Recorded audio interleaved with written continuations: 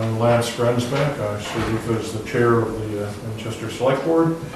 With me this evening are Jacqueline Welsh and Mike Betancourt, our town manager Richard Howard, and David Reed, Selectman.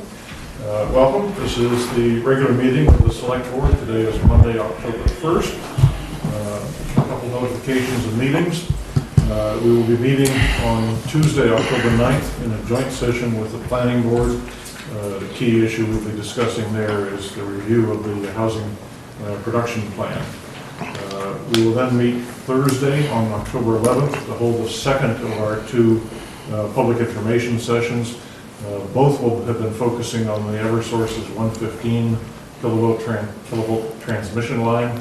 It's going to be installed from the Woburn substation down Pond Street, Woodside, Wildwood, Fletcher, Bacon, and Maine. I've memorized that pretty well by now. We held the first one last week. This will be the second. We'd invite all of you who are interested in the 115 line, whether you're neighbors or not, to that meeting. We will follow that up with a public hearing on the issue. The Eversource is asking for a grant of location permit. So we will hold a formal public hearing on that on October 22nd. Between the 11th and the 22nd, we will also be meeting on October 15th in a regular session. Then, as I mentioned, October 22nd for a regular meeting, including that public hearing, and then on October 29th. The meetings in November will be held just before town meeting in most cases, and we will post those shortly. So those are our immediate meeting notices and hearing notices. So quick comments. I've been asked to remind those of you who remember back to our town meeting action on plastic bags. The town meeting bylaw that was passed requires that large retailers, those who have more than 4,500 square foot retail spaces, stop using the very take-out plastic bags, thin ones, as of November 1st of this year. Smaller retailers, those who are under 4,500 square foot total in their area, which covers most of our smaller merchants, have until May of next year to use up their inventory if they have used the small plastic bags at this time. So we will be putting some notices up on the town website, but again, the November 1st deadline applies to larger retailers. Smaller retailers must comply in May of next year. So I don't have any other immediate comments, but I'll open the board. Nothing right now, thank you. Jackie, anything? I just wanted to continue to encourage residents of Winchester, don't forget about the wonderful businesses that we have in town center, all the fabulous restaurants and wonderful shops and service locations and establishments, and I'm sure those businesses appreciate everyone utilizing and taking the opportunity to shop local and to also use those restaurants and coffee shops. So just wanted to always encourage our residents to do that. We have such a fantastic town center. I'm good. Good. Thank you. So we'll move on to the town manager's report. Mr. Howard. Thank you, Lance. You've covered most of the 115 kV line, transmission line information, but just will repeat the next meeting for citizen input is next Thursday night. We thank those residents that did turn out last Thursday evening and provided their concerns and questions and commentary, and also thank the Eversource team that was there that wrote out the information and received the commentary back, and hopefully many of the things that are of concern will be addressed as the board moves forward on setting a series of conditions for its grant of location. So that process is ongoing. Mike forgot to mention earlier that WinCam did record the meeting, so if you don't have anything better on Netflix, I would recommend the WinCam version. Yep. Riveting view. And we also continue to process the appeal on the 345 line. That is still in the Supreme Judicial Court for the state, and no activity of any significance by that court yet. And we keep the board, obviously, and the public updated on any developments there. National Grid, as the board knows, we've been asked to procure an additional legal opinion to the issuance of a proclamation that the board adopted several meetings ago. We do have counsel that is reviewing that information. I was hopeful that they'd be in a position of rendering some further advice to the board tonight, but Bill August, who I think is highly regarded counsel in this area, unfortunately could not meet tonight's deadline, but will come in for the board's next meeting, to provide some updating and provide his point of view on what it is the board has done to date, in addition to the overall topic of a moratorium and the steps that the board has taken. In the meantime, we have had some requests for individual new permits, residential, all residential in nature.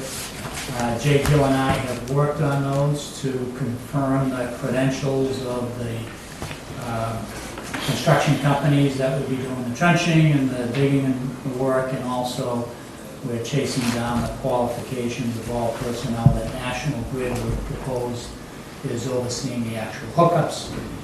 We anticipate that those profiles and the backgrounds of the personnel would be satisfactory from a safety point of view, so that we can allow these residential locations to make sure they get heat installed for the wintertime.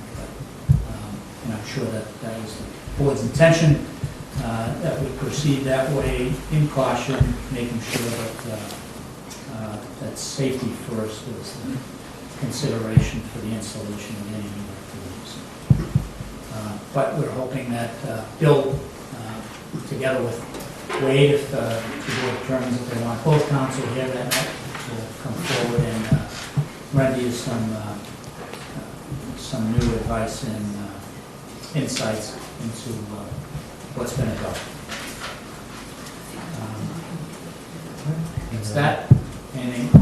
No other general topics. The warrant continues to be prepared. As the board knows, you held an independent meeting last week on the overall document. It looks to be in very good shape. There's another meeting planned for this week where the relevant parties, town clerk, moderator, will review what's been compiled so far and make sure that we have it in a deliverable condition to the residents of the town, and then ultimately to the town meeting members. So all that continues to be processed, and it's on schedule to be a document that we can send out soon. Just a follow-up to an item that we discussed last week, the Chesterford Road fence accessing the cemetery there. I think that we had observed it to be in an unsafe condition and had kind of planned to at least address the removal of the fence and then notify the neighbors and bring them in for a conversation about whether or not to replace it and what the cost of that would be for the town as well. So I think that kind of tackling that in two steps is where we should go, getting rid of the unsafe condition that exists there now, and then bringing the neighbors in to discuss what they feel would be a good outcome for them.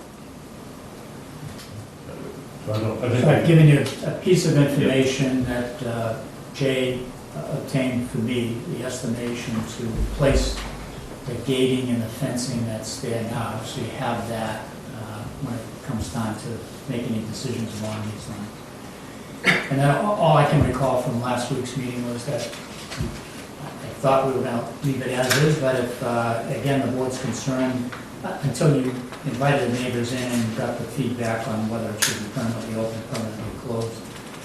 But we can. Or permanently removed. Permanently open, permanently closed. Open being removed without the necessity of replacing what's there. Right. But if the board's desire is to take out what is currently there, Patty and I talked today about the list. Patty has the list of all abutting neighbors, so we know who to mail to. I was going to put together a little letter to say that the board was going to take up the topic on the 15th, and that anybody who had an interest would be invited to attend. So that's going to be compiled and on its way.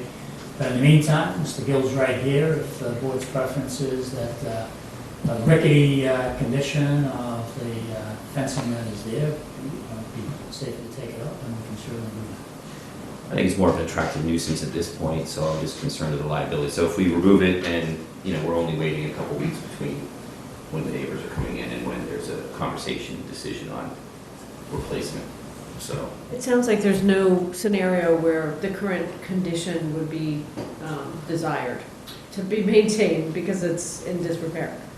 Yeah, having had it called to our attention, Yeah. we know that's something we should, Is it if we're possible going to to- keep it closed, we should Yeah, replace it. if I remember the photographs correctly, is it possible to leave the sort of posts and just take out the The gate, gate?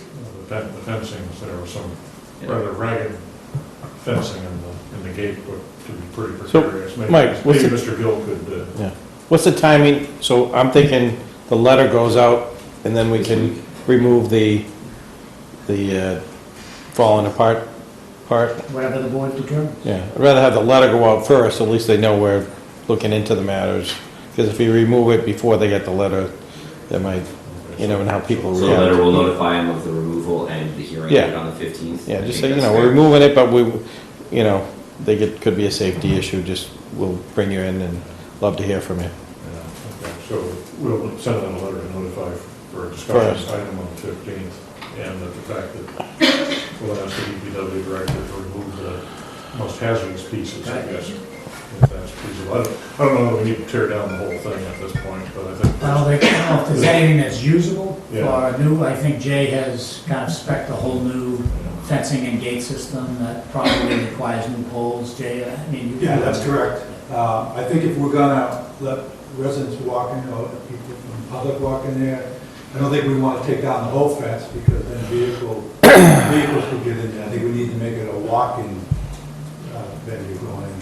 Like Where narrow it'd be it? 5 foot, we could put, some type of barricade, a small fence in, but I would not open the whole thing. Just take down if the gate is the one that's caved in and not, Yeah, it's probably a 12-foot gate. just get rid of the gate. Yeah, that's what I would, I mean, it's pretty hard to get through. I mean, I don't know if these are, right? I mean, it's A truck pretty can- covered over. You think a truck could get there? I mean, if you're, I mean, when really? I looked at the you photo, got a I telephone thought pole or something you can just put down, or? No telephone poles anymore. But ultimately, you can put like a post in the middle or something. Yeah, if we're gonna open it, we'll come up with some plan to let people walk. We definitely don't wanna open the seems- whole back end. Yeah, it definitely seemed wide enough for a vehicle, I thought, when I looked at the photo.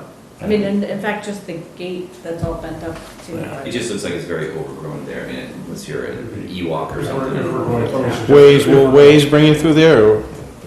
Yeah, maybe. Let me suggest that if we're going to Yeah. discuss this on the 15th, which is a pretty short term, we just, unless there's something that's absolutely dangerous to pedestrians or something, we leave it until the 15th and then tear it down as a result of the discussion. on the I think it's 100% dangerous to anybody Yeah, that it's attempts to, I mean, it's just, A couple weeks, yeah, that's a while. yeah. Well, if you want, if there's any pieces that you consider dangerous, let's take them down. Yes, correct. But I wouldn't take down any more than necessary at this time until we decide what we're going to replace them with. Just, if there's something somebody would stumble or trip over and catch themselves on, We're rusty gonna have to cyclone do some fencing. walkway, you just Yeah. can't open it up without making a path. You gotta look at maybe any handicap accessible, no? No, I wouldn't, we're talking just about taking pieces down for the moment. Temporary. Anything you could injure yourself on easily walking through the area.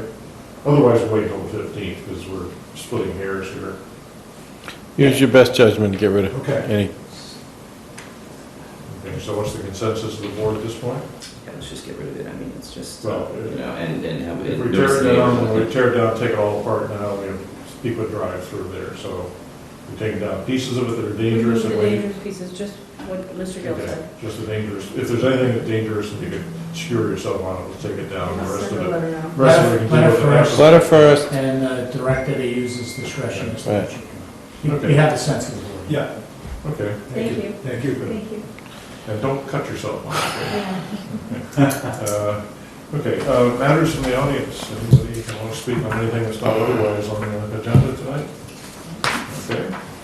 We have no report from the comptroller. There are no licenses or hearings to be dealt with. So we'll move to G1. We were hoping this evening to take up the solar agreements, solar panel agreements. Turned out the school committee posted the meeting for this morning at 11 o'clock, but in getting their information into the town clerk last week, I guess there was a delay on the software system actually stamping it. So they had to re-post for tomorrow afternoon, I believe at 1:45, something like that. So we do not have the materials completed at this point. Assuming the school committee goes through with their meeting tomorrow afternoon and approves it, it would be for the DPW and for the Vincent Owen facilities. What I would ask the board is we have two options. One would be to meet sometime later this week if we can find a quorum before the vacation to deal with that, if that's what people would like to do, or we can then try to pick it up on Tuesday the 9th. Busy day right there. Yeah, just as a point of information. I don't know how, the question is, how many people are going to be around later this week, or if we defer to the 9th? The other question was if we wanted to have council there and our discussion to answer any questions about the contract language itself. Yeah, I mean, I would like it to be at least a camera televised session, I think, because it's a big enough of an issue. So, and I'm not sure when Mariano's returning, but He'll be back Wednesday evening, I believe, or very early Thursday morning. So we could, I'm not around Friday. you're not there Friday, or I don't know that our schedule for Thursday, but we have a quorum Thursday, I guess would be the question. Are you in town? yeah, And we would have to post the meeting and arrange with Wincam to do the meeting I'm Thursday. out of town. They're in town on Thursday as well. Thursday night, yeah. I mean, if we need to, it's that we need to move on this contract is the issue. I think the question was, the earlier we get in the queue with the state, I guess they have some tranches or tiers, and you get more money if you're in early than if you do later. So they could encourage to do as early as possible. I don't know the difference. I don't think over the Columbus Day weekend we'll see a huge Right. difference on We it. can do it Thursday morning. We do it either Thursday morning or next Tuesday evening. I'm not available next, well, wait a minute, no, that's the 9th, right? Yeah, no, okay, yeah, I'm there, yeah. We could just do it Tuesday evening, I think. Okay. Especially if that would be the only thing. Yeah. Can I ask a point of information? I know we've discussed this back and forth, but is the high school no longer part of it? You just I mentioned think Geo. they're still working out the details on that, so it is, That but may come at a later date. come at a later date. Okay, same contractor, okay. Yeah. Okay, so I will look to see what we can arrange for Tuesday, it would meet either before or after the session with Right, because we're meeting with the planning board at, do we have a time yet? I haven't been given one, I So assume maybe it's we either should 7 or meet 7:30. before, if we want it via Wincam in this room, Yeah, okay, because otherwise, right? Because the planning board, that's their regular meeting, so correct. they would be here. So I will find if it's, I'll post for 6 if they're starting at 7, or Okay. 6:30 if they're starting at 7:30. Yeah, I guess maybe we should, to defer to the chair and other members of the board, but if we met at 6 on Tuesday and had our business, and we had the joint meeting at like 7:30 or 8, then that might give us sufficient time to clear our docket. Yeah, and we have a couple other issues on, Yeah, yeah, because one of the, we want potentially an executive session. correct. Okay, so I would, take your suggestion, very close for 6. Is that, if it's okay That with work everybody for, else? Does that work fine? Yeah, that's fine. Yeah. Okay. All right. All right, the material is in the packet that you received over the I mean, weekend. if you want, so- yeah, if you want, I can even meet at 5:30 on Tuesday, depending on how much time you think we need. If it's Okay. executive session and our regular meeting, because after the joint meeting, we may not have Could be space to have late. WinCam for the balance of our meeting, so Okay. 5:30, if that gives us more time, that's Sure, fine. yeah. Okay. So, yeah, but in your packet are all the copies of contracts for both DPW and with Vincent Owen. And if you have any questions, let us know, and so we can relay them to Meg to council. And make sure we have some Anything else you think on that? On that, no, I think a critical thing to consider is that the contract as drafted is being recommended by legal counsel. That I know there are good legal thinkers and commentators and stuff like this. If you're going to push back, then it probably sends us into a new round of on the draft that's in the packet here. If you're going to push back on that, then probably sends us into a new round of negotiating, which could take a few weeks. I think it's been Just so you know, that's all. pretty well vetted by both the school. Well, again, and, boards, council. deference on how much you really wants to adopt and take as a whole, or whether you think there are terms in there that concern you. So, Okay. Stormwater management, Beth, if you're available. This is a general introduction to this.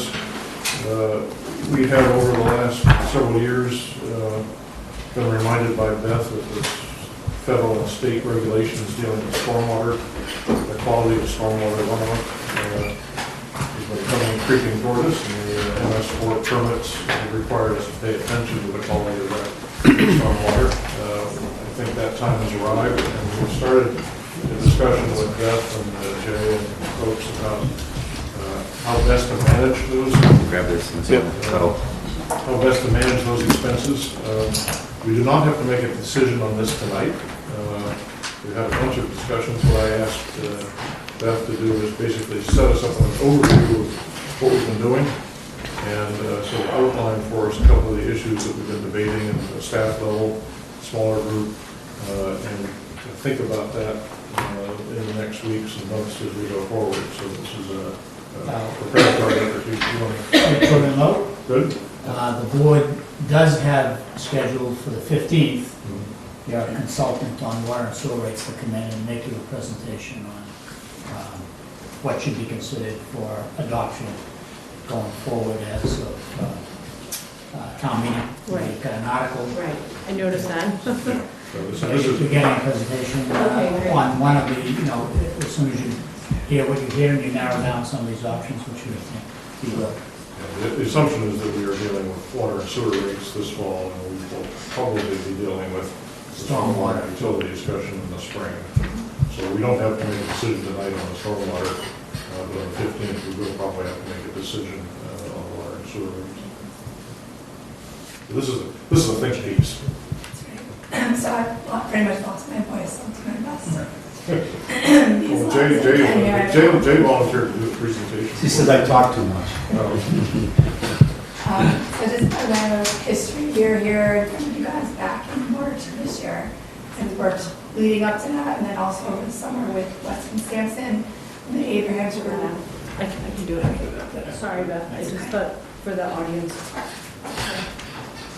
So we've done a 10-year analysis of the known and projected water, sewer, and stormwater projects. We had one round of estimates back in March, and we updated it with the Abrahams group over the summer to reflect the new capital requests. We've also learned in the past few months that we will be receiving new MWA money through their grant loan program, so they are releasing 3 phases of money. You have to complete one phase before you're eligible for the next phase. We expect that to take us a few years. Thirdly, we looked at an evaluation of various stormwater utility options. And finally, the Abrahams Group has looked at an analysis on the impact of the water and sewer rates. So the goals for tonight's meeting are really first to review the options for financing the water, sewer, and stormwater costs. We have 3 options, which I'll go over. And then finally, if we do choose to go forward with a stormwater fee of some type, to discuss how we would assess the residential fees. So the Abrahams Group did an analysis over the past couple of months, and they pulled out our stormwater costs and our water and sewer costs, and also looked at the revenues. So the analysis they did was from FY19 through FY28. The expected annual expenditures on stormwater is between $1.5 and $2 million. and the expected annual expenditures on water and sewer is between $9.4 and $10.8 million. So what we expect on the stormwater side, assuming we have no stormwater fee, we have a deficit of between $1 million and $1.3 million. On the water and sewer side, where we have the water and sewer rates to support us, we have a surplus of just over $940,000 in FY19, and then eventually, if there's no change to those water and sewer rates, we do go into a deficit over that 10-year horizon. So the first option we looked at and for the board to consider is basically the status quo. So right now the town pays for our water, sewer, and stormwater projects out of the existing water and sewer enterprise fund. So those water and sewer rates are adjusted to cover the cost of all of those projects in those three categories. So moving forward, we can consider just continuing to do what we did, which is to adjust the water and sewer rates to meet those needs as we go forward, and not to implement a separate stormwater fee. Option 2 would be to implement a stormwater fee and adjust the water and sewer rates to keep it all under the existing enterprise structure. So in this case, the water, sewer, and stormwater projects would still be all lumped together in the enterprise fund. We would do some sort of balancing act where we assessed a fee that was what we thought would be reasonable, and then we made up the difference with an adjustment in the water and sewer rates. So again, we would be maintaining the existing structure of this enterprise fund, which is adding this fee as another revenue source in that enterprise. And this is similar to the analysis that we presented in March. That was kind of the analysis that we've done now with Weston Sampson and Abraham's Group. So option 3 is a new one that we've looked at over the past couple months. And in this case, excuse me, we would create a new stormwater fee, and we would actually divide out the water and sewer costs and the stormwater costs into 2 different buckets. It would still be under the existing enterprise fund. We've talked to Stacy, and she would be able to do that, just separate it out within the existing enterprise. But in this case, we would implement a new stormwater fee that would pay only for the stormwater expenses, and we would use the water and sewer rates to pay only for the water and sewer expenses. So it would be 2 different buckets of money, 2 different revenue sources. So the next section to discuss is how, if we do go forward with the stormwater fee, how we assess the residential,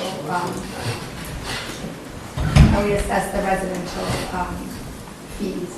So typically, stormwater fees are assessed either as a flat rate or the function of impervious area. Thank you.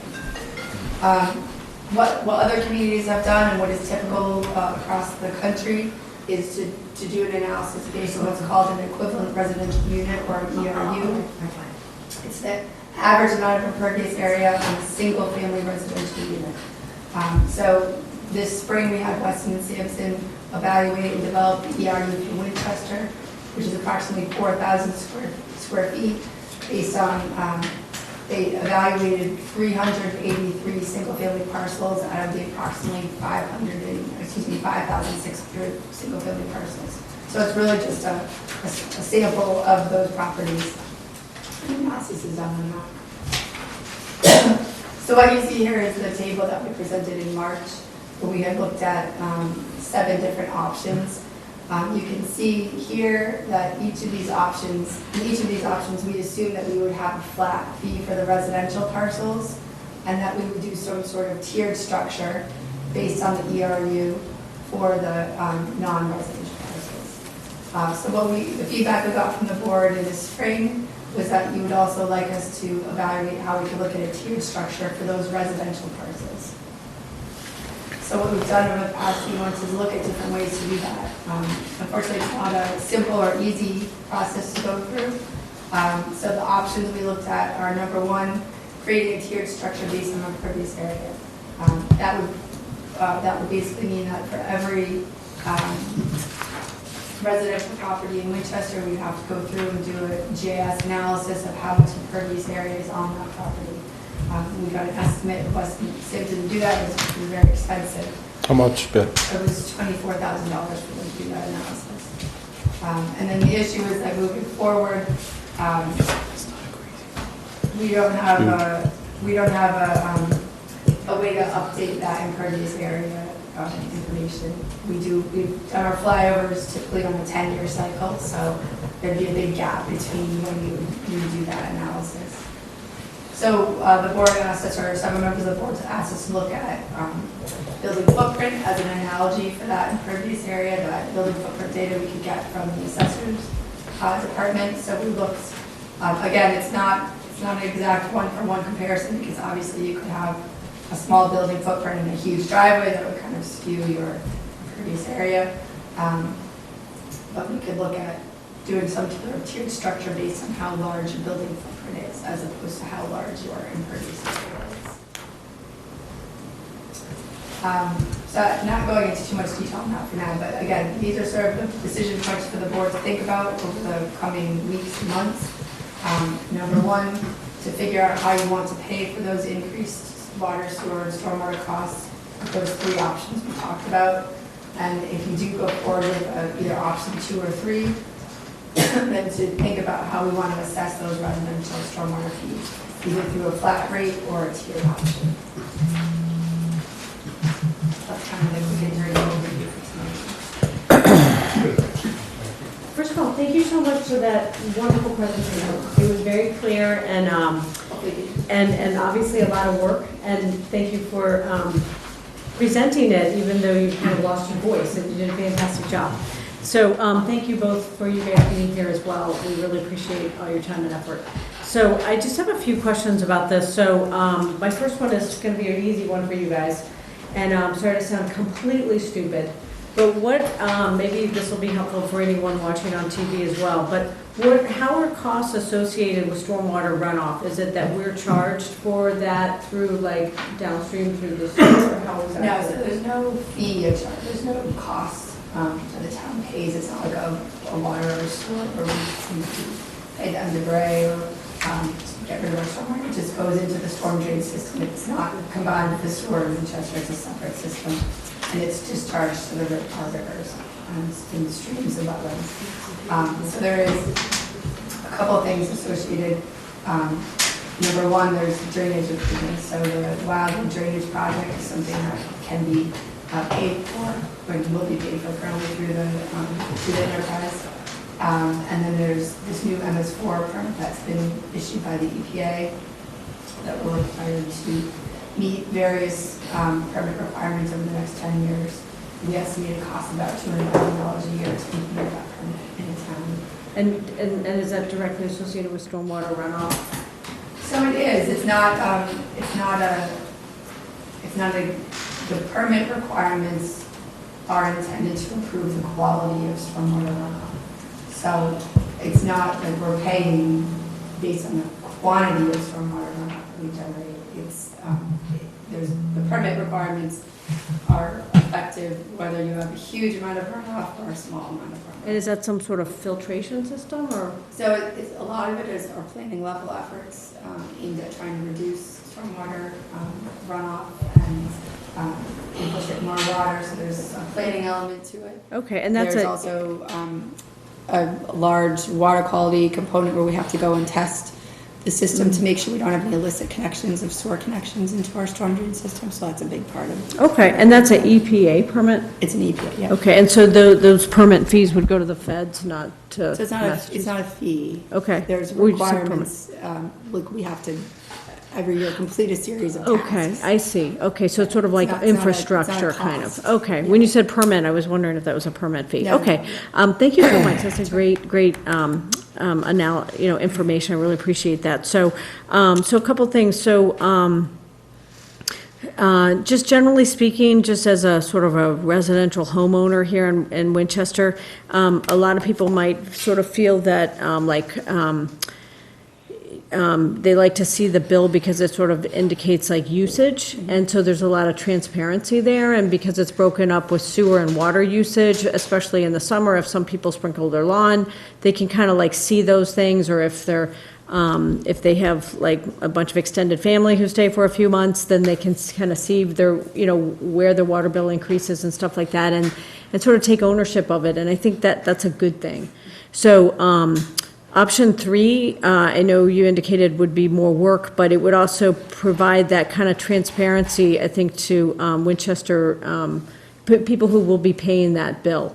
And so that they'll be able to really kind of like see, well, okay, well, I'm doing certain things about these two, water and sewer, and then this is the stormwater, so I can see that. And I think that, I think that's helpful, and I think it's respectful, and I think the effort that the town makes to divide up water and sewer in particular is really impressive, and it's appreciated, and option 3 would sort of perpetuate that, which I think could be a positive.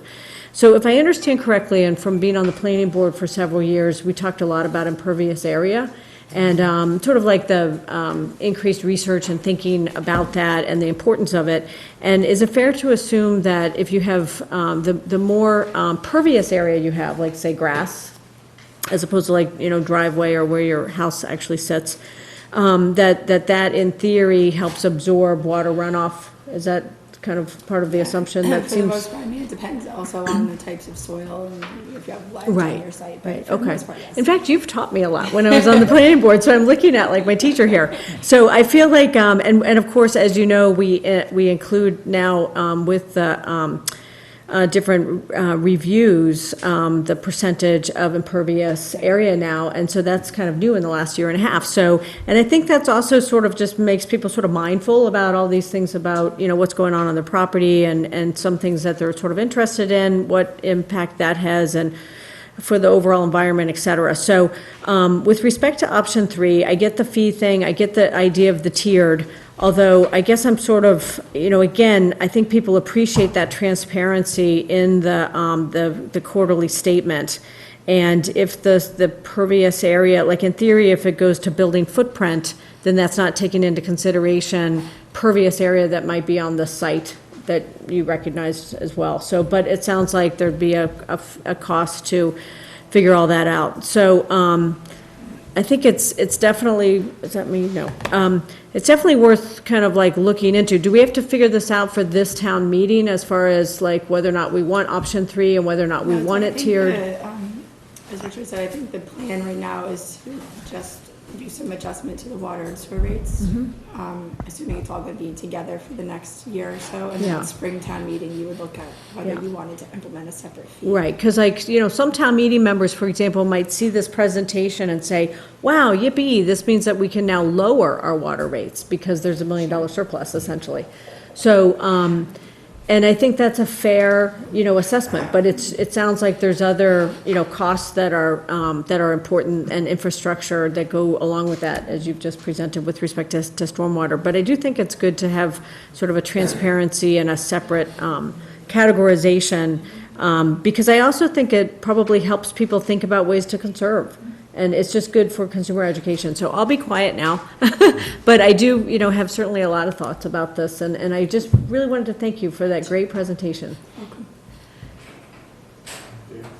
So I have a few questions. When you talk about this is for the, looking at the stormwater, based on impervious surface for single families, I picked up on that. So what about duplex, commercial? Right, so the way, again, this is all something that the board would have to look at the specifics on. So Yeah. typically, the way other communities have done it is that they do it based on this ERU. So the flat rates I see, So flat rate for this was our original analysis back in Right. March. Right, so we had worked out, we had assumed there'd be a flat rate for the residential parcels. Yeah. And that we would vary or create some sort of tier structure for the non-residential. So in this case, non-residential and residential parcels that were greater than 4 units. gotcha. So that's what we had assumed back in March. Obviously, this is all up for discussion by the board as to how you want to administer it.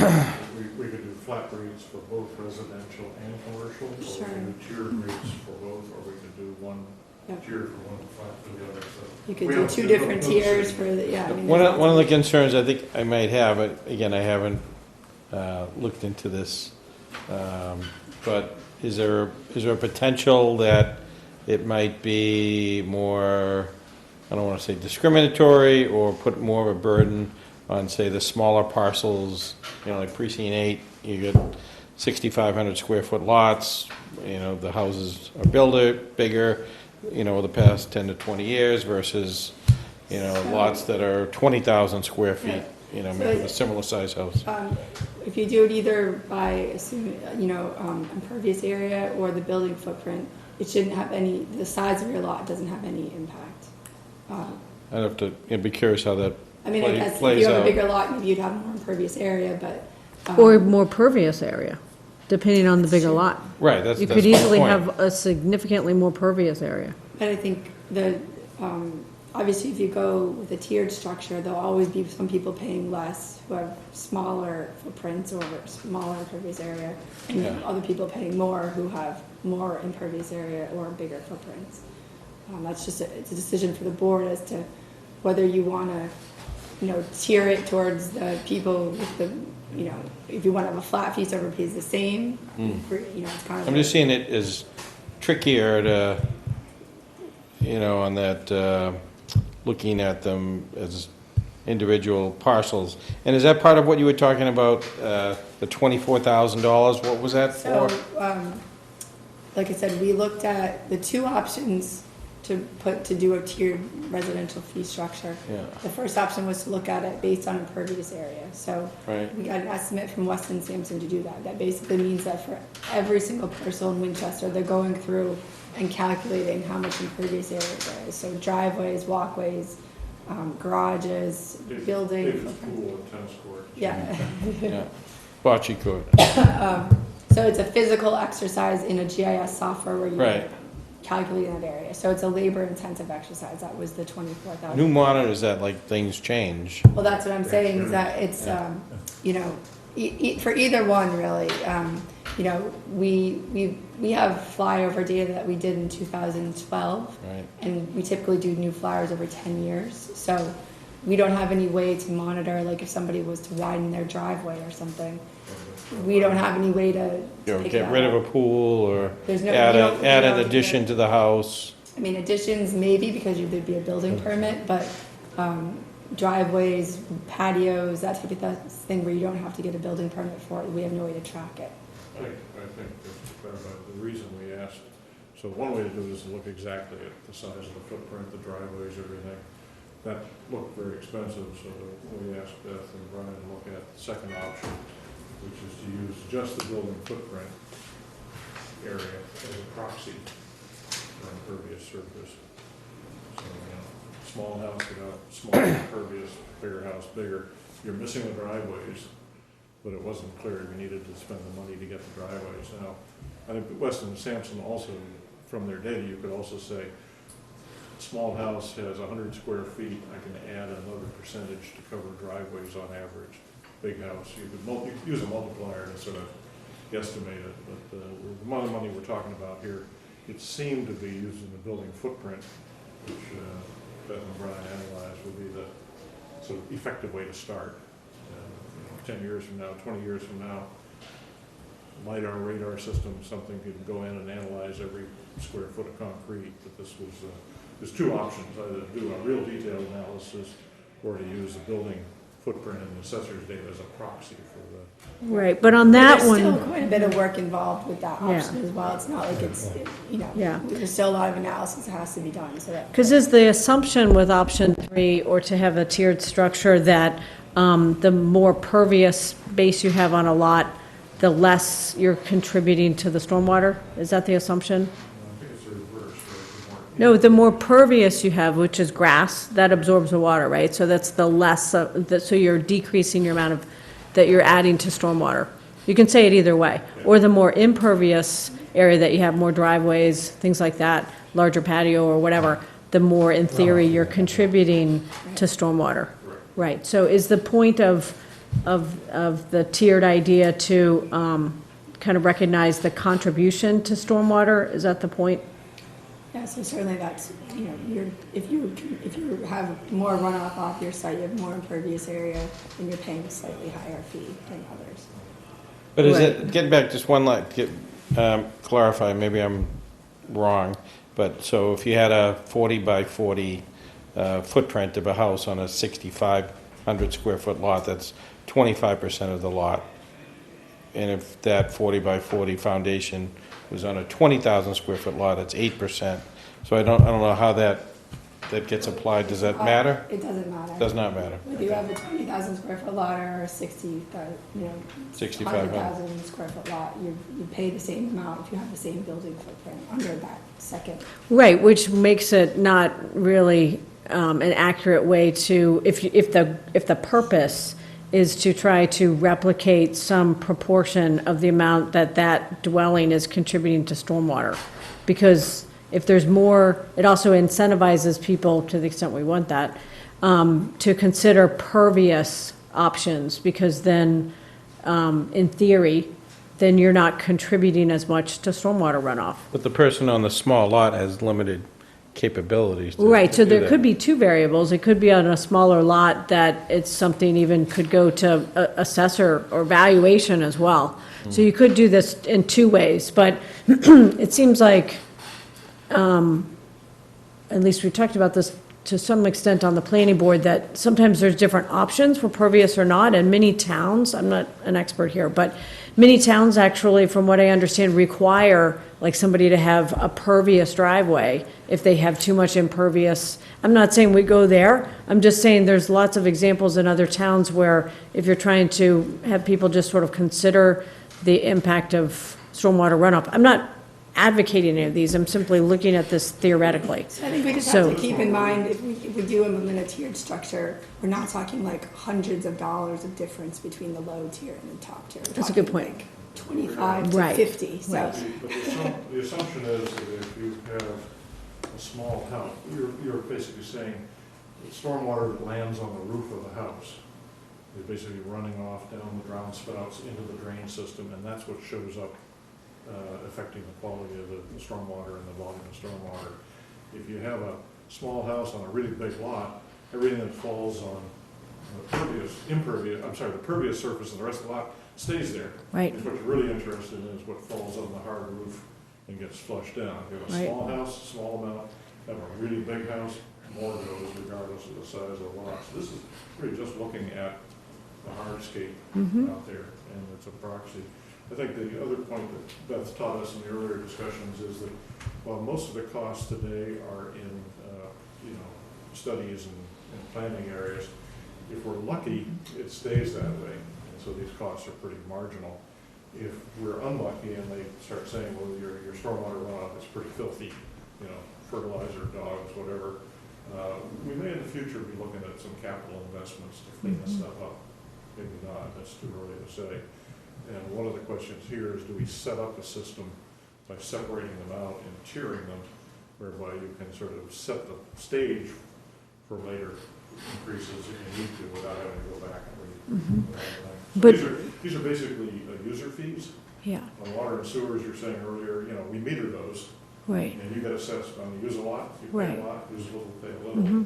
On this one, the question is a flat fee depending on the size, regardless of the size of house, or a fee based on, the size, the amount of impermeable hardscape on your area. Right, are we trying to actually connect it with the stormwater impact or not? And then Yeah. the other, two other points is that it seems like we're, some of the kind of thinking on the planning board and engineering is that when people sort of suggest an addition, say, for example, or a new construction, to what extent the lot can absorb all the runoff, or at least a substantial amount, and to have that data as part of whether it's an application or just part of the discussion. So there's definitely a lot of thinking in this area, so it's just, I just have another question, though. So the project on the west side, for example, is that, just using that as really actually a hypothetical, is the idea that if we go in this direction and have a stormwater fee, whether it's option 3 or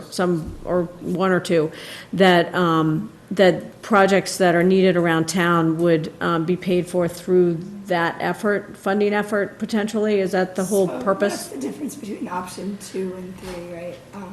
Well, I just meant of any of the options. Is the whole idea to have a pool of funds, no pun intended, for stormwater projects? Right, so again, Yeah. option 2, you would create a stormwater fee and you would raise the rates, and that money would all get lumped together into one bucket. Yeah. Option 3, you'd have a stormwater fee, you'd have a water and sewer rate, and you would pay for the project separately out of those two buckets.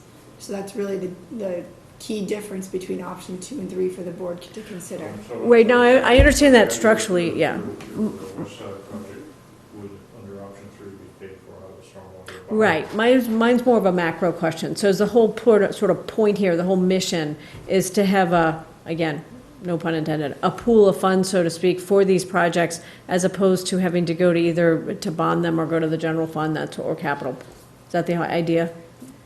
Well, I mean, they could still be bonded. Right, depending on the size, but I mean that some of them, there would be this other amount of money that, Well, is that fair to say? The amount of Yeah. money they're talking about would pay for all the capital upgrades that you're talking about. Right. That's exactly Yeah. what you're. Right, okay. Any question or comment? No, just want to say thank you. I mean, I think that the tiered option seems to be the most equitable long-term, for, especially in consideration of how Winchester has been developing, over the last 10 years or so, right? So you've got a lot of, 1,500 to, 200 square foot homes turning into 4,000 to 5,000 square foot homes. So, and it has an impact on our stormwater. So, and I'm of the opinion that the GIS work, might be worth it, financially for us.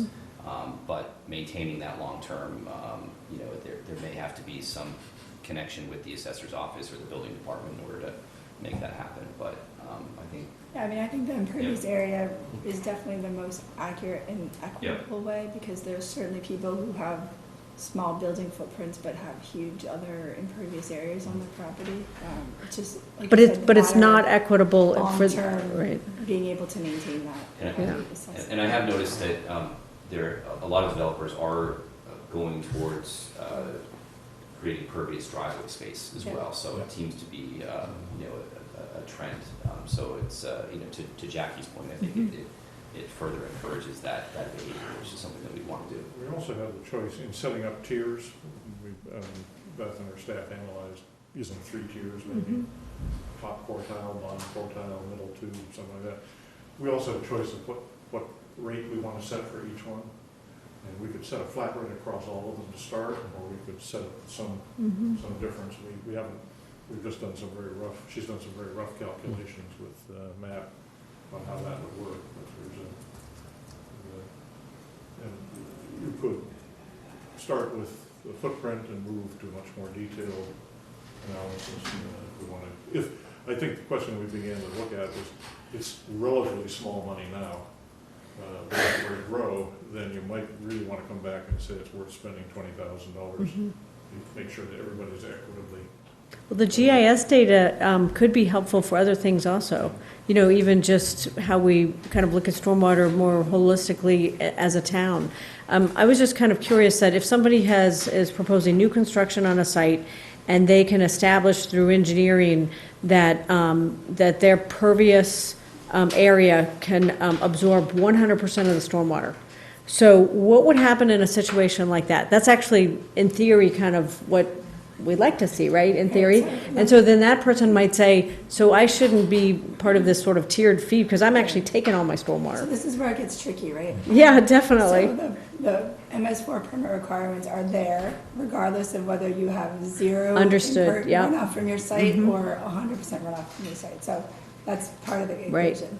And as long as everybody doesn't take that Bless you. approach, then, we're okay. But I think that the board could certainly look at doing some sort of abatement for people who have, like you said, infiltrated all of their rooftop runoff. Certainly any of the new developments that have been built around town, we've required that of developers.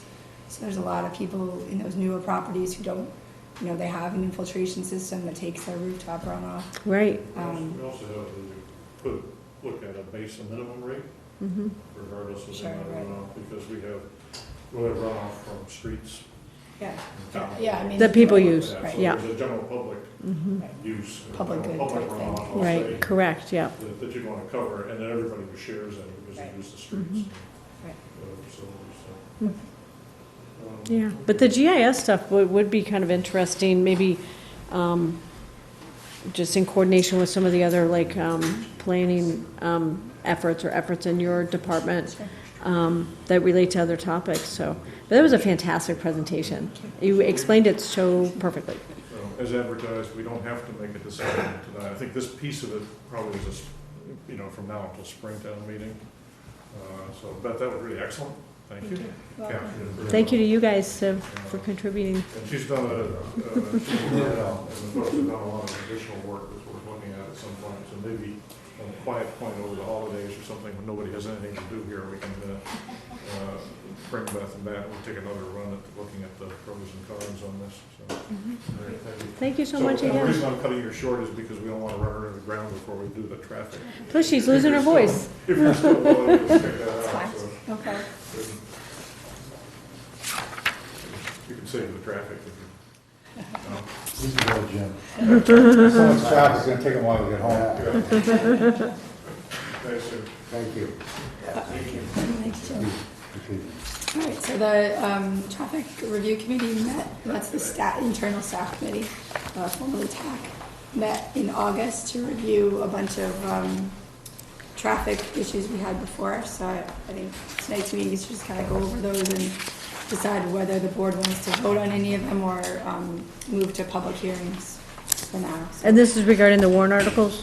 No, this is this memo from September 5th. Okay, but there is a warrant article in here about the consultants, yeah. Okay. What I've asked Beth to do here is just to run through these very quickly to help to confirm. She'll have a recommendation as to how they should be treated by the staff or by the public hearing.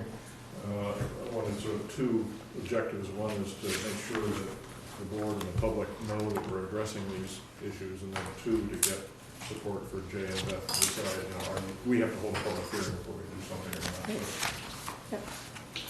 Okay, so the first one is a resident had written into the town manager's office concerned that there was no on-street handicap parking. So just to orient everybody, this is Main Street here, this is Skilling's here, and this is Lake Street here. So this is Lane's Funeral Home right here, and this is like where the, I don't know, gluten-free or I'm not sure. Yeah, the coffee. Yeah, Bagel Land, whatever it is right now. So it was specifically in this stretch, that block, that the resident was concerned there was no on-street handicap parking. Oh, for like the tailor and stuff? Yeah, and then the Yeah. hairdresser.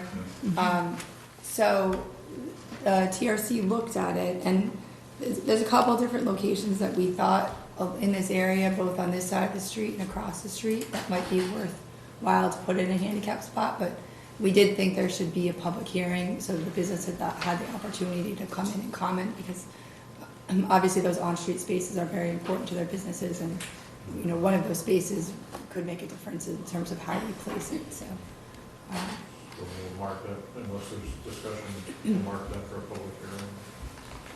I mean, just as an observation, we've talked about maybe putting some attention to the kind of configuration of this road anyway, possible like, trees or better marking, but I guess that's a different day. Yeah, This will be a short term. yeah. right, yeah. Paint it before the. Yeah. Again, I don't No, it think seems it's important. it's a big issue, but I do think the businesses would want to have Yeah. their opinions heard as to how we police that.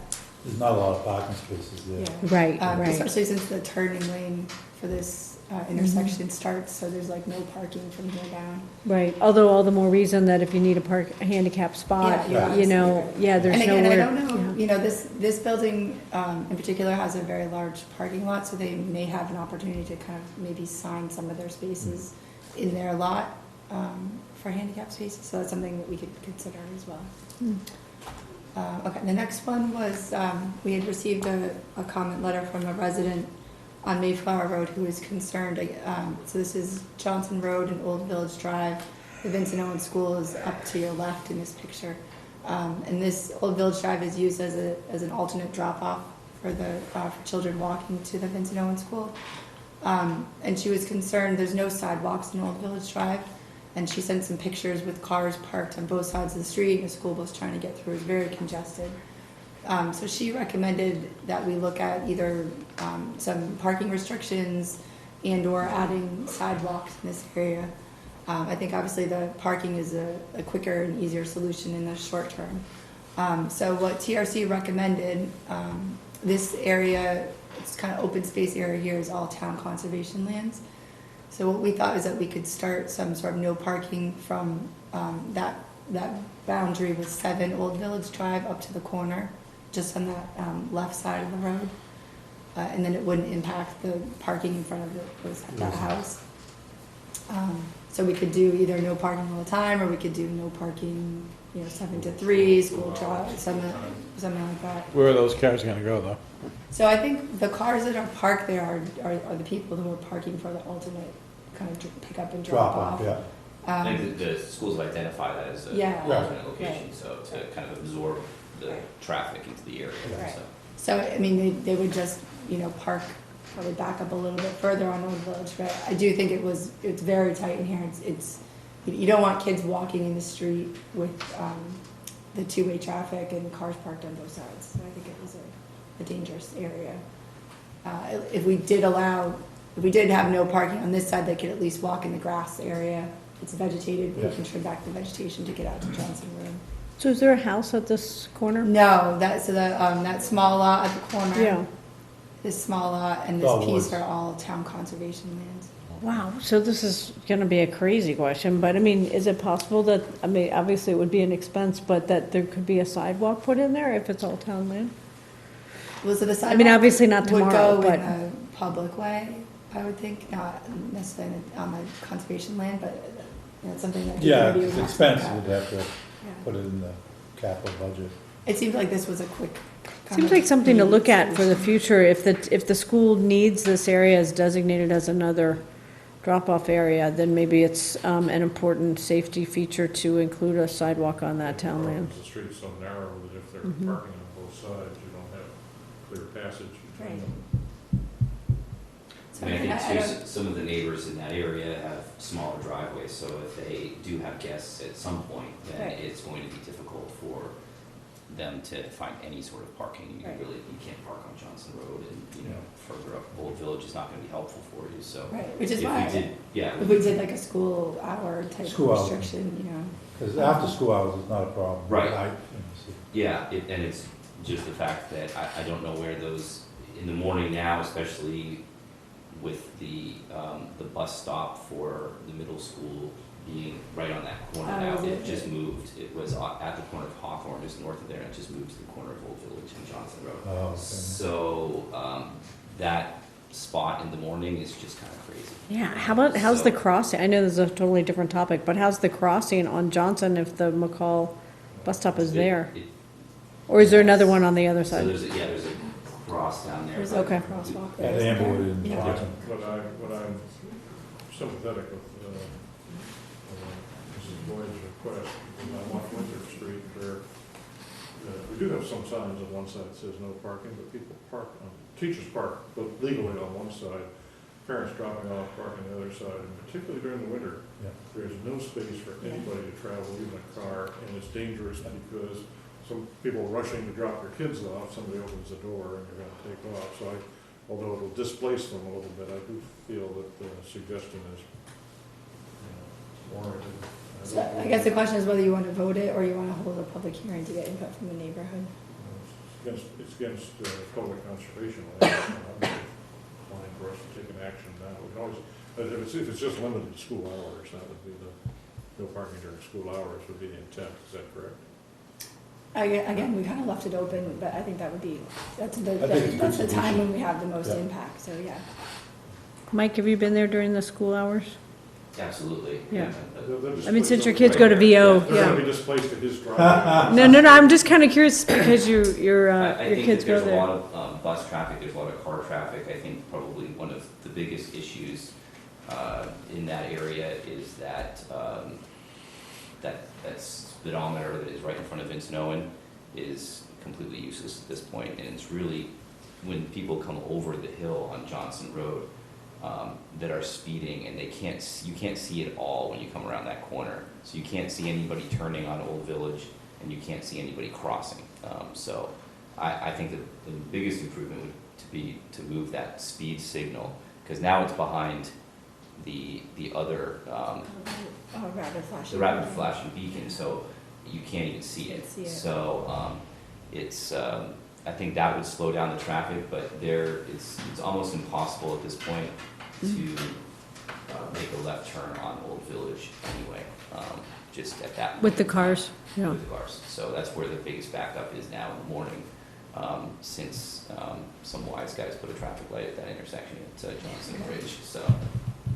Well, so it sounds like maybe moving the speed sign and putting in the no parking along the conservation land might be helpful.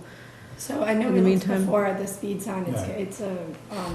the state has a regulatory limit as to where the school zones are, and I think you're kind of at the outer edge. of Yeah. where Can we get a are. waiver for that? Yeah, I mean, We're gonna look we could at ask, And by a waiver, you just have Jay do it. I don't think, we could certainly ask as part of the Safe Routes to School project. Yeah. If they think would be, I think if they looked at the area and how traffic is now, topography, where the yeah. bus stops are and everything, I Yeah. think that it would make sense. And that is in that corner right there, it's also very high turkey traffic area. So, And you mean the species, not the, both. okay. So with either one motion or two motions, one to sort of look at feasibility of relocating that, the second one might be to put up no parking on the, Dave, go ahead. Well, yeah, again, just to go back, again, without having the public hearing, I'm just, Mike, you know the area, do you think you're gonna have, if you do the no parking, don't you think you have the potential of a bunch of these folks on Old Village coming in and saying, you didn't talk to us about it? Because if you eliminate the parking on one side, everybody's just gonna keep going down Yeah, I just don't know down where the you would street. park if you're coming from, the idea is that, that artery of Johnson Road going into Vincent Owen is just crazy backed up, so what we want to encourage people to do is to park on Old Village and then walk to, so. like they do on Amber. Right, so, yeah, right, so right in front of my house, I mean, it's just a parking lot every morning, so. Are they coming in, parking on the right, on the left side of the road, further again? Yes, yeah. So are they parking on the right side of the road too? No, I don't think so, it seems like it's more parking on the, And how about enforcement? Who's gonna enforce that no parking? Are we gonna be, again, people can be a little lazy sometimes. You think they may Are they just parking- are they park parking on there. both sides? they are parking on both sides, yeah. Yeah. And that was the concern we had from the resident, that it was a dangerous situation, and the kids were walking in the road because the way the cars, there's no sidewalks, the cars pull off so far that they can't walk. What was the resident suggesting? I think you said that. Either no parking restrictions or the sidewalk, but Okay. obviously the sidewalk Yeah. is a longer term fix, and we thought the no parking just in this stretch here If you do it here, or you would don't. kind of be a short term. what do you think the cost would be for a sidewalk along there? You do it. Have to look at I mean, you'd have to decide how far you want it to go up, right? Yeah. I don't know, what's this intersecting street, like what? Yeah, what- I wouldn't go flower past the there? house, but Yeah, I don't know, so, we'd have to look at Is there any chance the residents would want it to be no parking on the other side, and so cars would actually park on the town side? I mean, again, that's why you would hold a hearing to get that input. I mean, because those residents might say, why don't we We're have, solving the yeah. problem. Let me suggest, we can't solve it quickly, Yeah. we gotta go do a public hearing on it. Sure. See if we Yeah. can look at all three issues. Left side, right side, sidewalk, long term, and. And we should loop the schools in on this as well. I because know, they're that's what I was taking, wondering too, the VNO, to invite them anyway, to see if they, Okay. So let's put that one down for hearing. We're making our way through the list quickly. Yeah, we're cruising. Okay. I mean, do you think it's like a serious emergency right now that we should do something temporary? Because we have done temporary I think before. if it was, if the safety officer was so concerned, he would just do We would something on address his it. own. yeah. Okay. Yeah. We've done that in the past, temporary. Okay, the next one, we had a letter from a resident of Stevens Street, so this is Mount Vernon Street out here, Washington Street, saying that there were a couple trucks that had gone through her neighborhood that had damaged property. One was a flatbed truck that was delivering sod, and another was a school bus. Excuse me. So she had requested no trucking signs on Bridge Street, Kendall Street, and Stevens Street. So Bridge Street comes up from Washington, Stevens Street, and Kendall.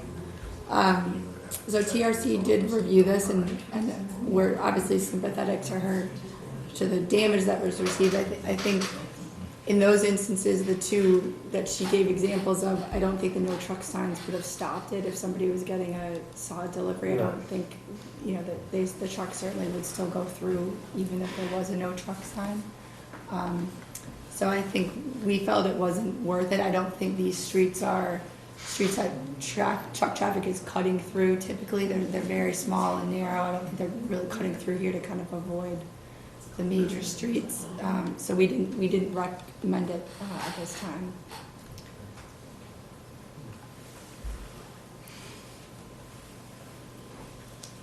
Okay. The next one was a request by the safety officer. So there's an existing traffic signal. This is Forest Street and Washington Street. There's an existing traffic signal here. He was requesting that we make all 4 approaches no turn on red. There's a crossing guard here in the morning, and obviously they, use the pedestrian signals, but people can still go right on red here. So that was his request.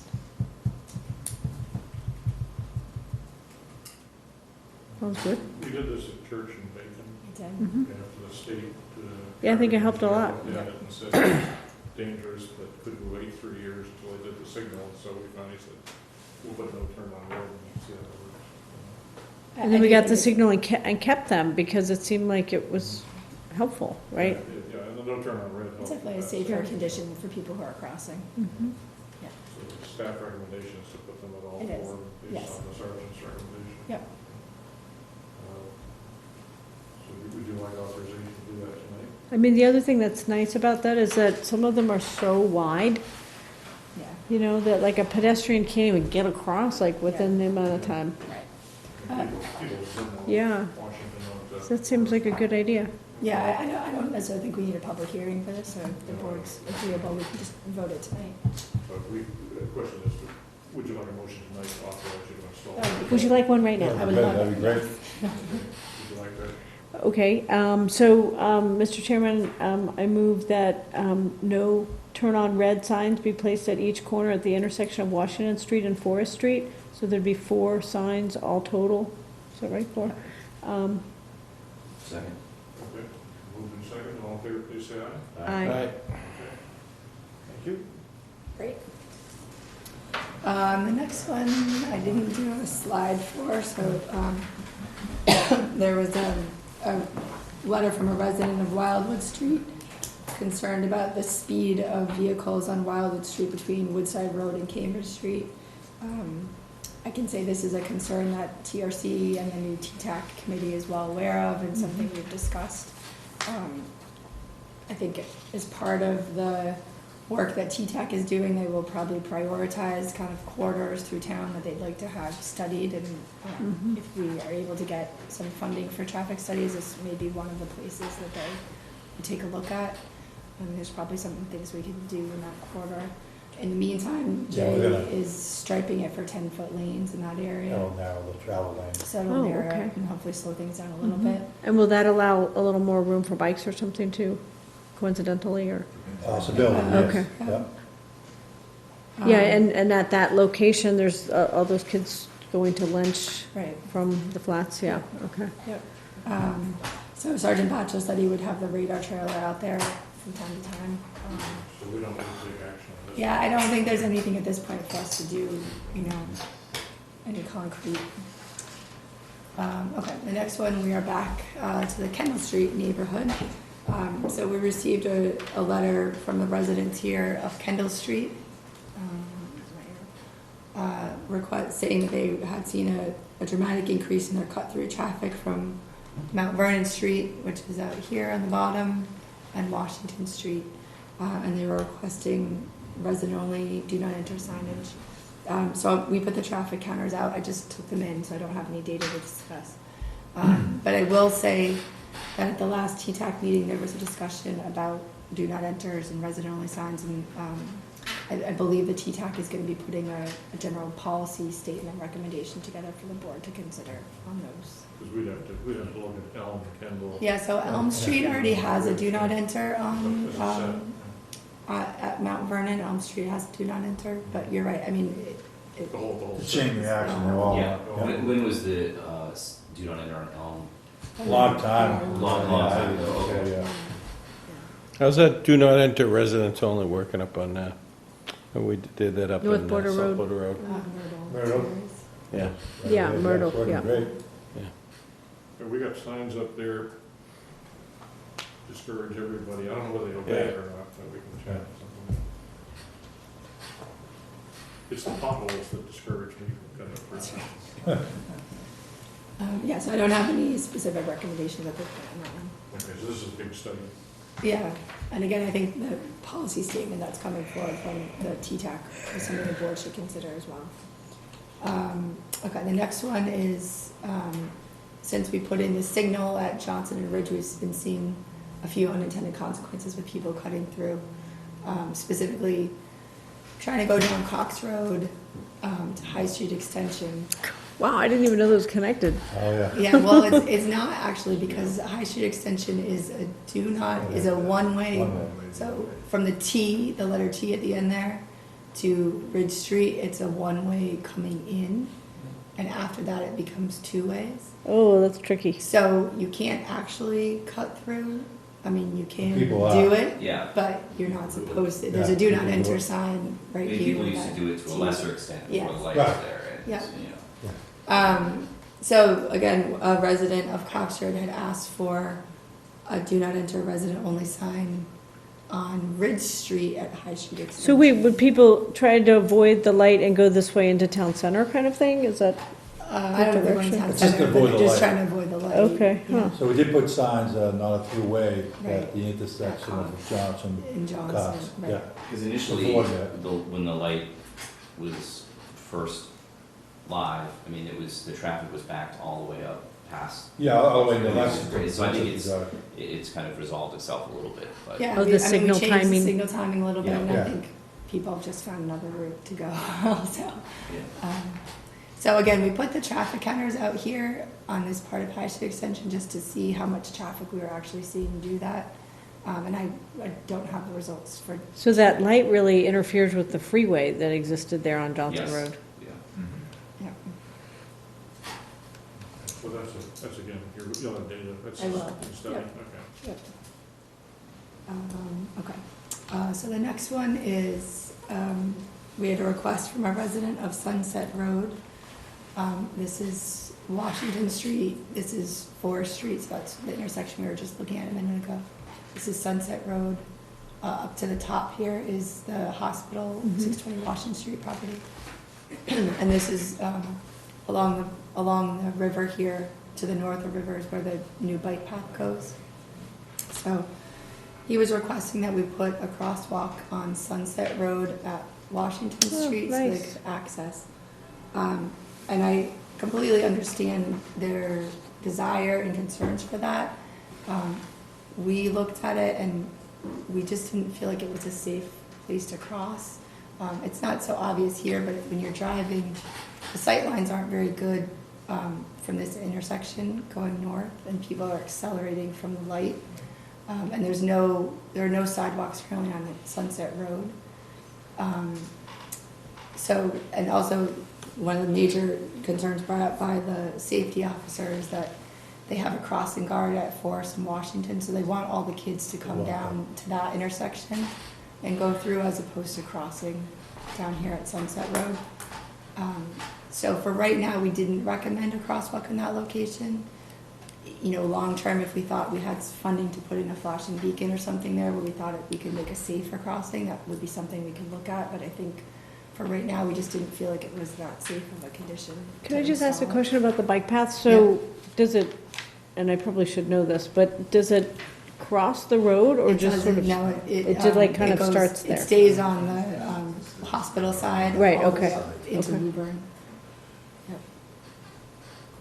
So again, I completely understand what he's saying, that there's a lot of residents here at Sunset Road who, that's a much easier way for them to get over. It's just a matter of whether we can make it a safe crossing for people.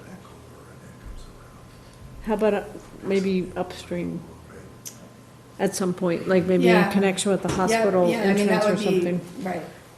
at the Washington Street Park up there. And the other thing we've talked about with the project going on Craft Foods is that the original bike path was to go up that other side and go into the Craft Foods property. So maybe as part of that development, Yeah. they might be able to extend the bike path, and then it would make sense to. Tunnel under Washington Street. That'd be good. If you're ever I mean, supposed to do it, Yeah, that would be nice, though, then it could just go under the underpass. That'd be great. Be wet, though. So again, was. So no action, we- Yeah, at this point, we didn't recommend against it. And then the last one was, this was something that we had gotten at the end of 2017, we just did the traffic counts earlier this year. So we had a concern, so just to orient everybody, this is Church Street, Bacon Street, this is the new traffic signal that the state redid there. And the request was from Central Street. So Central Street goes up from Bacon Street and actually connects onto Church Street here. And there was a resident who was concerned about the speed and volume of traffic in that neighborhood. So looking at our traffic counts, the speeds were, generally around the 30 mile, with 80 percentile speed generally on the 30 mile per hour range. There's definitely, a little bit of total. So the column in the middle here is traffic headed towards Bacon Street. So traffic towards Bacon Street. So coming from this way. Oh, to avoid the light. Yeah, so people coming from Church Street, probably cutting through this way, and then the other was going from Bacon Street up to Church. So definitely, in the mornings, there's more people coming from Church towards Bacon. In the afternoon, there's more people coming from Bacon towards Church. To avoid the light. To avoid the light. So, again, we have to be careful about putting these resident-only signs everywhere because, it pushes traffic to the next street over. But as a first step, we said we would look at whether there's anything we could do to retime that signal and make it a little bit better. I think Bacon Street definitely gets backed up in the evening. Yeah. So I don't know if the board wants to do anything more than that at this time, or you want to just kind of. I think your suggestion of looking at the traffic signal would be the quickest and Yeah. easiest, if that can be the first step. Yeah. Is there there's a right turn arrow, right? Or On no? Bacon Street, there's a left turn Left turn. arrow. Okay, and because there's still those no turn on red signs There's now. no turn on red, yep. So, Beth, if I've cut my notes correctly on North Main Street handicap parking spots, we'll schedule a hearing sometime next month for that. Yep. Likewise, on the Old Village Drive, sort out issues, and that you're authorized to put the no turn on red. Yep. And the rest of them are either under study or to be, so we can find a solution to them. Yep. Okay. Thank you for all your hard work on, these are such important topics for residents. Thank you. Thanks, Jay. Okay, Beth, do you have anything more? No. You're welcome to stay. Very good. You're welcome to stay for the next party. Same issues, but thank you very much. If Beth some. Swan Street Bridge, Jay and Beth. Beth, thank you very much. Very nice and concise description. Very effective. Thank you, guys. Okay. The next article of business is more traffic. Jim, would you like to come forward and talk about the traffic review committees? Well, I'm sorry, the Capital planning. planning, yeah, where did we have the, I'm sorry, you're under warrant articles. I'm last. You're last, I'm sorry, go out for more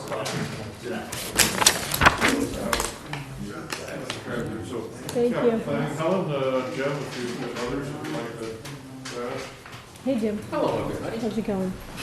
Hey, Brian. Nice seeing you. good to see you as well. Okay. Hey, Steve. Helen, are you going to join us? Hey, yeah. Where's Helen? I'm just I think I put it in the world.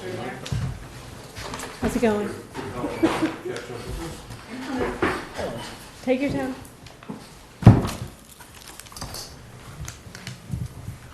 Good evening. Good evening. We're back again. Good. And guess what we're asking? Money, right. Okay. There are no problems, very few problems we cannot solve. Can't by solve having it. money. Right. You sure about that? All you need is money, right? Yes, yes, That's true. we've noticed that. Most of us have. Okay. We are here tonight to Maybe go just tell them through, for the audience at home, or, they certainly know these famous people, but perhaps you want to let the four of you introduce Brian yourselves. Vernalia, Helen Filio, Jimmy Johnson. Sam Allison, Finance Committee. Okay, and you three are volunteers from the Blacktop County Planning Yes. Committee. Thank you. As you all well know, flood mitigation has been a priority for the select board for 20 years. There were 14 projects, there are 12 done, and there are 2 to go. The one that we are coming forth again is the one regarding the Swan Street Bridge and Culvert. Capital planning is notorious for being conservative. We don't like to incur more debt because we've already gone that route. So we have not gone forward with this until recently, and the committee feels quite strongly that we need to think about how to fund this and do it, because it's not gonna go away, and what happens is the price goes up. Every time we delay, the price goes up considerably. So, the proposal that was put forth last Monday, was it, Jimmy, you came? I believe so. Okay, was not only to address, to fund the project, but how to address the debt issue, which is a big thing. We know now that the money from Winning Farm has come in, and so we're asking for some of that, because I know there's a big long list of people waiting for that, but that's one Ask thing. for all of it, so. Okay, we could do that. Yeah, everyone else on the list has already asked for all of it. so- Okay, okay, So Jim's okay. correct, yes, Okay. okay. So we would like to put an award in for that kind of money. Earlier, I have some information for you that I brought. We got the letter from Jake San Antonio, and we got the schedule. I think I should have one for all of you. Thank you.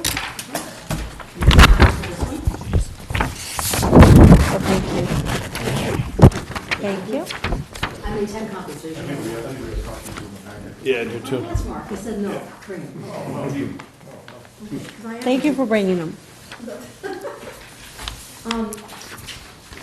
cost is $2.8 million, that's the one we're looking at.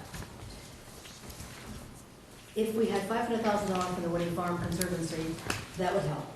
That leaves $215,000 per year. Correct. Usually we get from free cash to capital $220,000 that we use accordingly. The suggestion has been made that we take that money that's coming and use that against the debt service.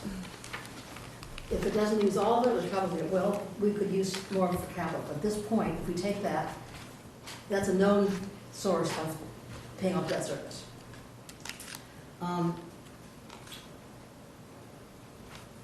As I said, if we don't move ahead, every year there are more projects that come on here. You've seen, I'm sure, the list of projects that are put forth before these projects. There's millions and millions of dollars of projects. Some of these really cannot wait much longer, like the Waterfield Bridge is coming up, that has to be done. We have to fund money for that. We've got a year grace on that one, but that definitely has to go. Near and dear to my heart is the Lockwood and Ridge Street traffic control, because you take your life in your own hands when you go up there. I mean, people zip across Ridge Street like there's no tomorrow. And if you're going to Wright Farm, it's awful, it's really bad. But we have the West Side Fire Station, it's $8 million. We have the bridge and Main Street Bridge. So delaying is only going to cost you more money. And that's kind of why we came. We are almost finished with our report. We're just putting finishing touches on it. We're almost done with the recommendation for the fall town meeting and the spring town meeting. So I hope next time we come, I will be able to give you that report and we'll be able to see where we are. But we asked you one more time to consider helping us fund this.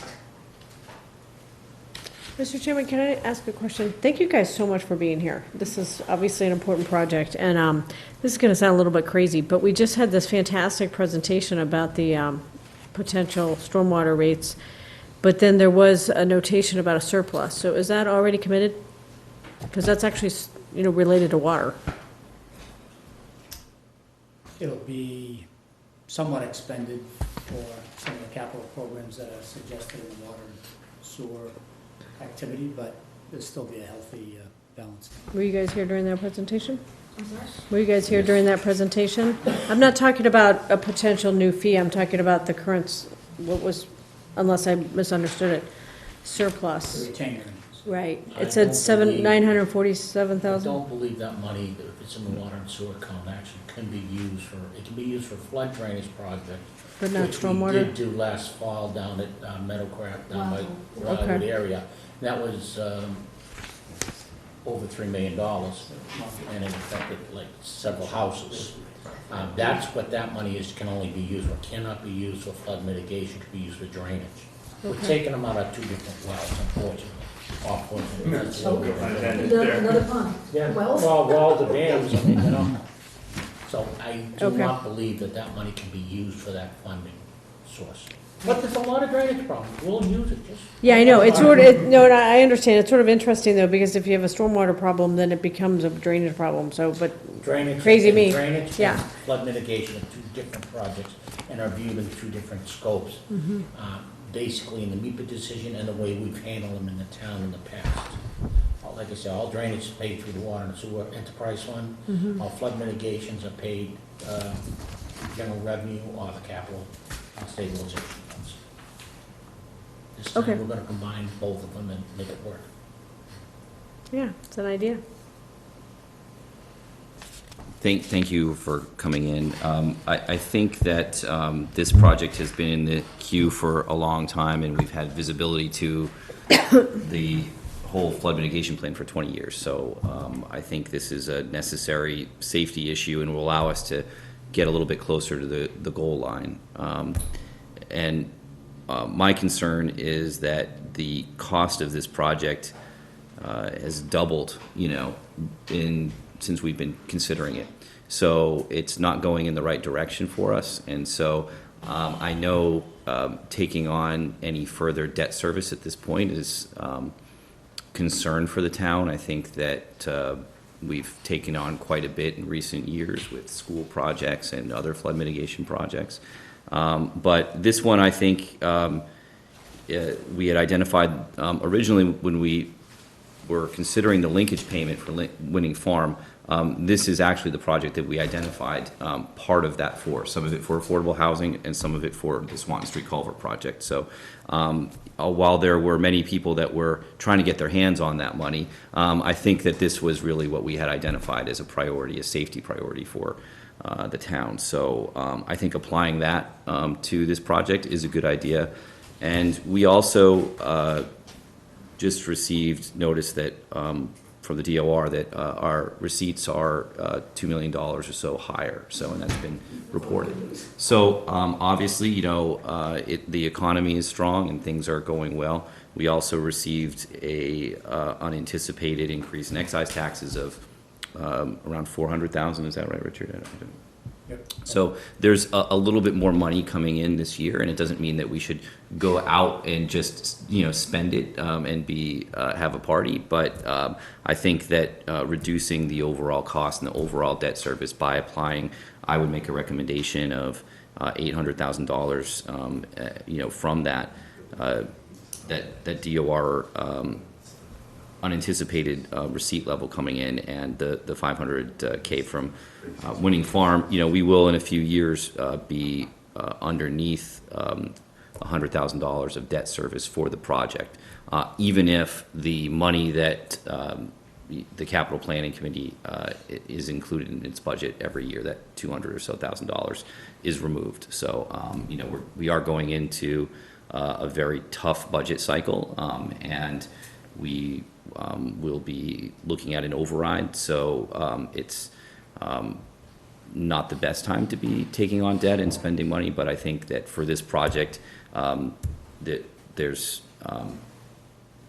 we can't afford to wait any longer, and it is a safety issue. So, and I think that the further we kick it down the road, the harder is it going to be to get our arms around it. So. Similar thoughts, maybe just a little tweaking on the pots of funds, but, you know, I think everybody realizes that this project is going to occur. It's not a matter of if, it's when, and it seems like it just keeps going up and up and up, and if we know it's going to happen, let's try to get it done. But, you know, I'd be more inclined to look at the winning farm dollars and, you know, motion to put 800 of that into this project. I think you were talking about 800 from the DOR, additional. I think with the issue with that payment is we did identify a good portion of that for affordable housing. When, you know, the Winning Farm project was originally going to be elderly housing there, we were going to get significant credit towards our subsidized housing inventory for 80 or so units. We were going to get credit for all of that. So now with the project that we have, it's fine, but we're only going to get 2 units, credit there for affordability. So I think that part of the trade-off with that increased linkage payment was to be applied for affordable housing. So I think that the two loudest voices on the claims for that money were probably Capital and probably the Housing Partnership Board. I didn't mean to cut you off, Dave. I'm going to offer Sure. get the ball rolling. Yeah. So let me offer a third funding option that we've been discussing in the possibility of this. And this is, I guess the ground for this is one, I would firmly agree that, you know, this project needs to be done. It's critical, and it's going to have an impact on the costs, both the flood risk as well as the flood insurance costs upstream.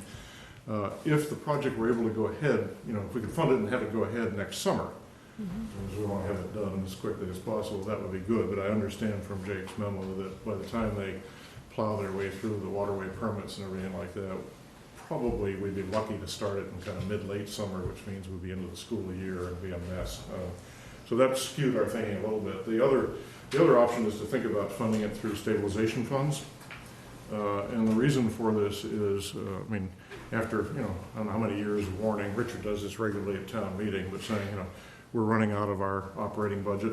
It's been 10 years since we've done an operating and stabilization override. Actually, just operating, I think, last stabilization was, correct me, Helen, 2002. 2002.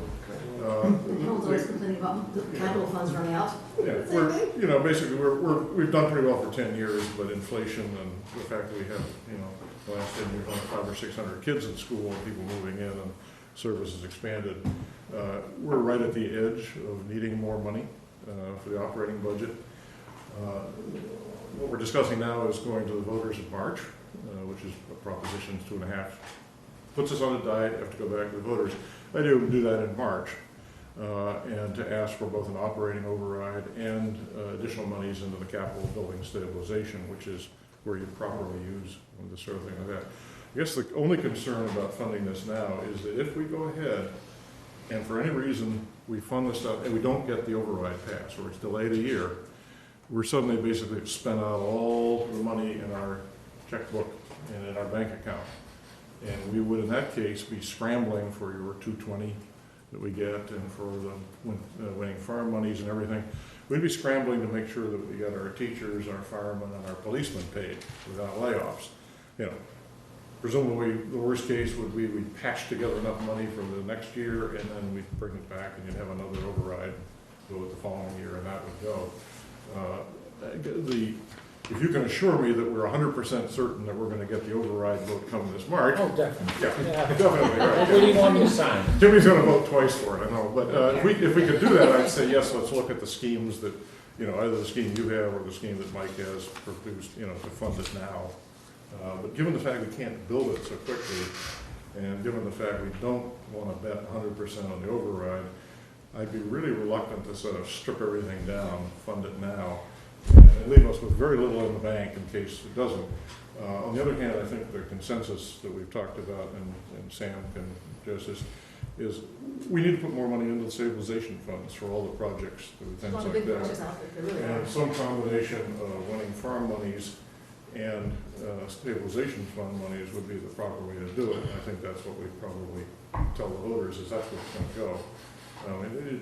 You got to deal, you know, you don't get it done for immediately, but you do make sure that if you don't get the override in March, you're not laying off teachers, firemen, so things for this project. But, so that's a third option, and I expect we want to, there may be something better in between all those. Yeah, I mean, I think that we've got, you know, there's you know, another alternative. You know, I think that we, if, what I want to do is identify those funds from Winning Farm and from the additional receipts that we have, identify them for this project set aside. We can approve the borrowing. We don't have to do it just yet, you know, and I think that that's, you know, and we can wait to see what the outcome of the override is. We do that. I mean, we can think about strategies now. There's a scheduling problem too, I believe, because. But again, the core issue is, if we're 100% sure we're gonna get the override, no problem. If we're less than 100% sure, you're gonna be scavenging all those monies to keep the town afloat on the teachers and fire and budget salaries. So that's the, We've always I been so don't conservative. mind going through and saying, if the override goes through, here's how much we could allocate and how we do it. But then we'd have the option of using stabilization instead of just the others. Yeah, so- I mean, I think it's just that. Or Jim, I'm sorry, yeah. Jim and then Sam. You know, we've been going around this for a very long time. It's Just just finding excuses for every reason. This is funds, I'm not talking Winning Farm, I'm talking general fund revenue, free cash to fund the project. This committee has worked diligently and the boards have worked diligently to address flood mitigation. Now is the time. We can stall, we can procrastinate, we can do everything we want, but what we should do is the flood project now. Reason we should do it now is for several reasons, and I'm going for hours. I've already stated some, but some new ones are, if you want to do some real long-term planning, you got to look out in the future for the Morocco School, specifically the school buildings.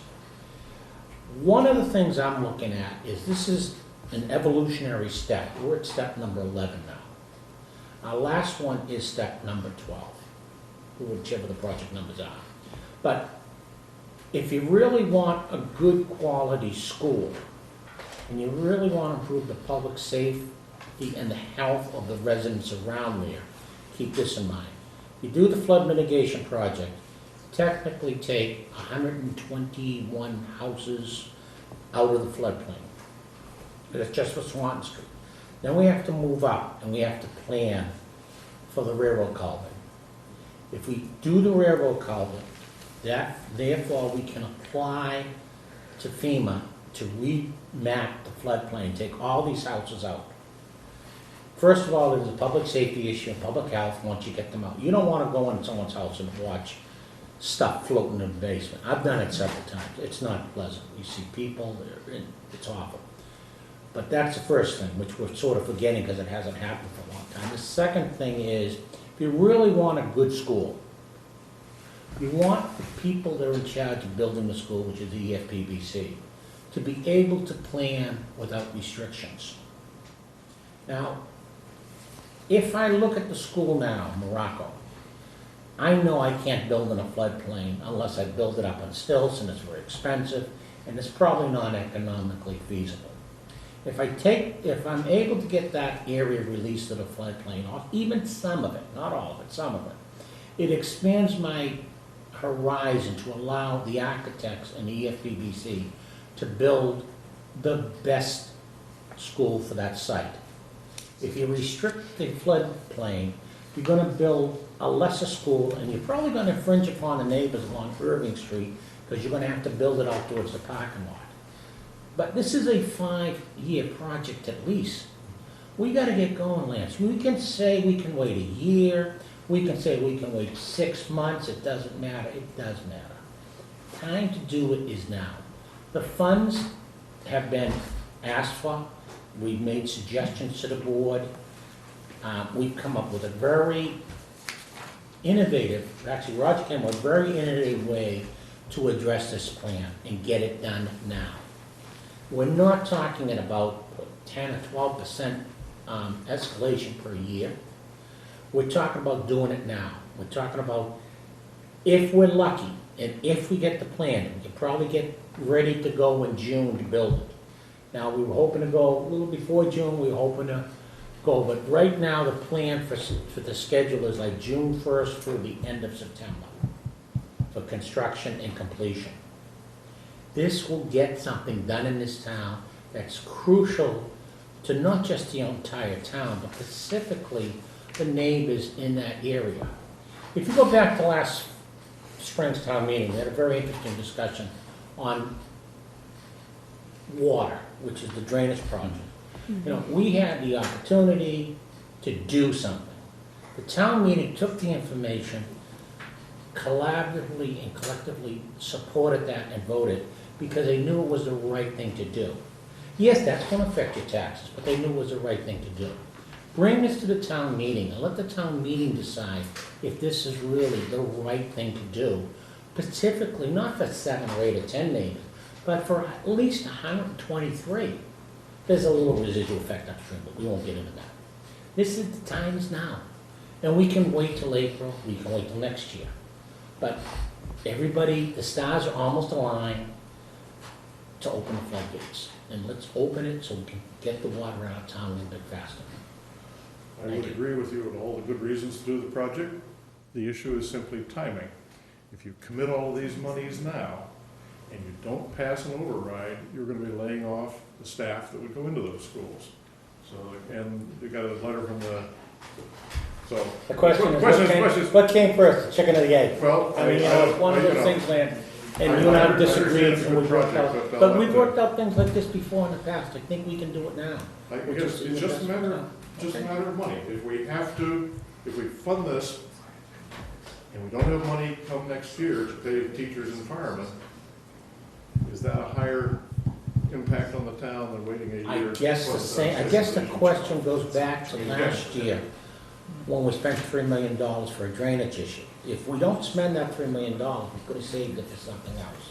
So, I mean, we can play circles and we go round and around all day long and just get everybody aggravated. The thing to do is to get something done. So a couple comments. First, the $3 million came out of water and sewer. Came out of Very water. different. No, it's 110. It's gonna go on your tax rate as a 110. Still a tax. True. So it's going to but- increase your tax rate technically with a, if you want to call it, it's more money. You could call it a technical override, but based upon that, you are increasing the whole town's water and sewer rate to cover a $3 million expense. You can Yes. call it whatever you want You're to not call it. taking it out of free cash. You're not taking it out of free cash, you're not taking, but you are taking it out of the taxpayer's pocket.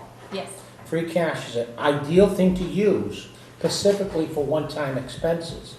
Free cash should never, or available cash, should never be used to fund the operating budget because there is no reoccurring free cash, generally. And so that's the point that I So- need to raise, which is we used $2.3 million of free cash last year to balance our budget because we are out of alignment on our revenues and expenses.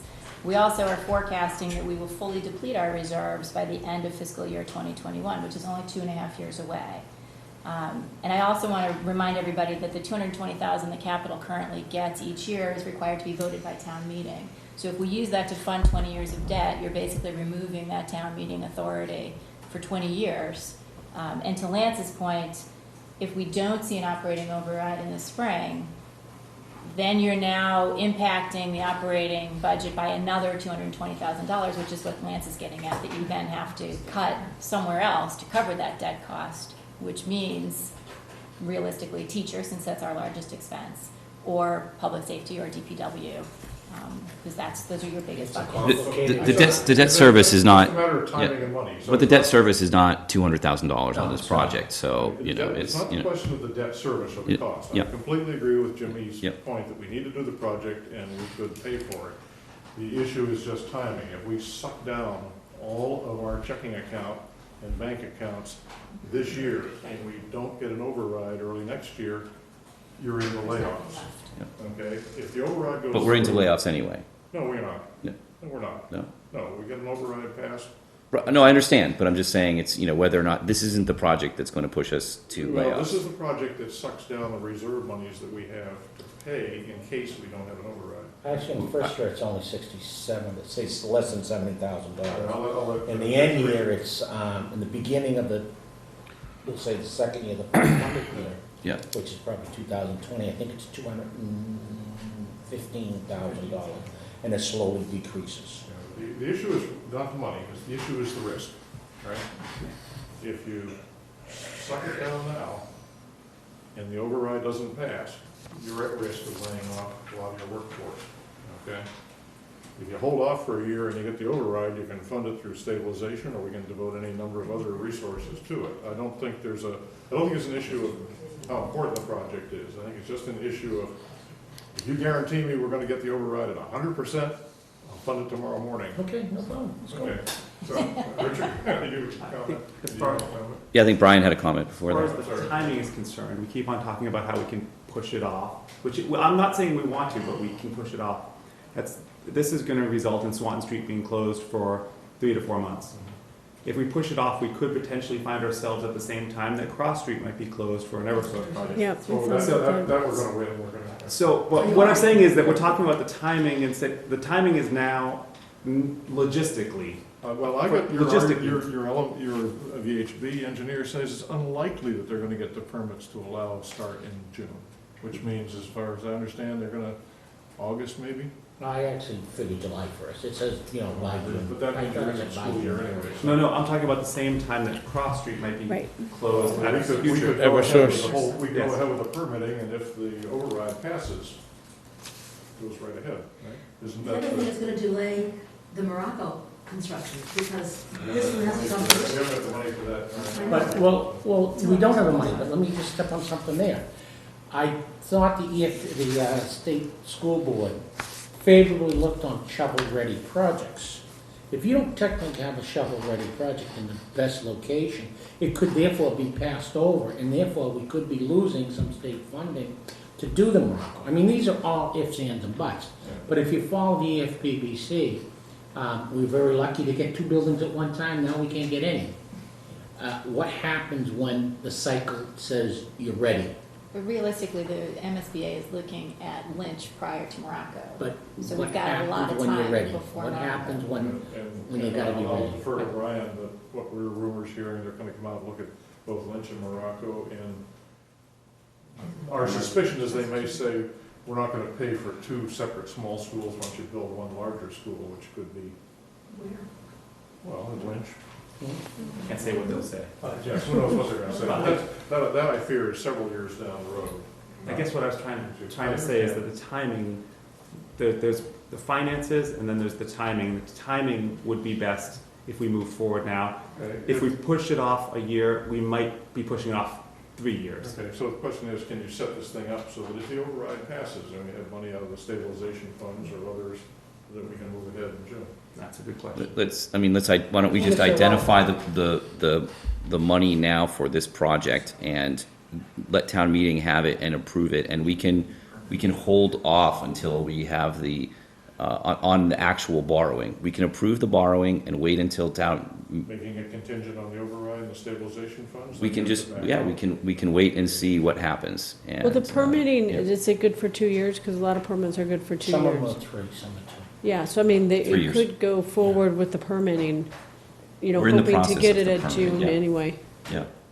Well, I'd just like to see this project. I think it's a relevant time. I think you should give it to town meeting and let town meeting decide. They're wise, and they've done the best for all the citizens in the town. Give it to town meeting. Let them have do the that option. spring town meeting too, right?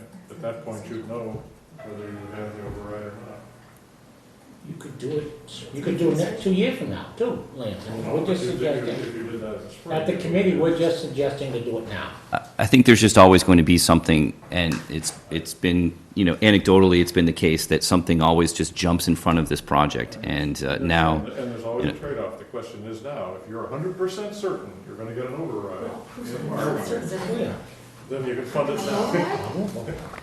I think it's an interesting proposition to put it in front of town meeting contingent on an override.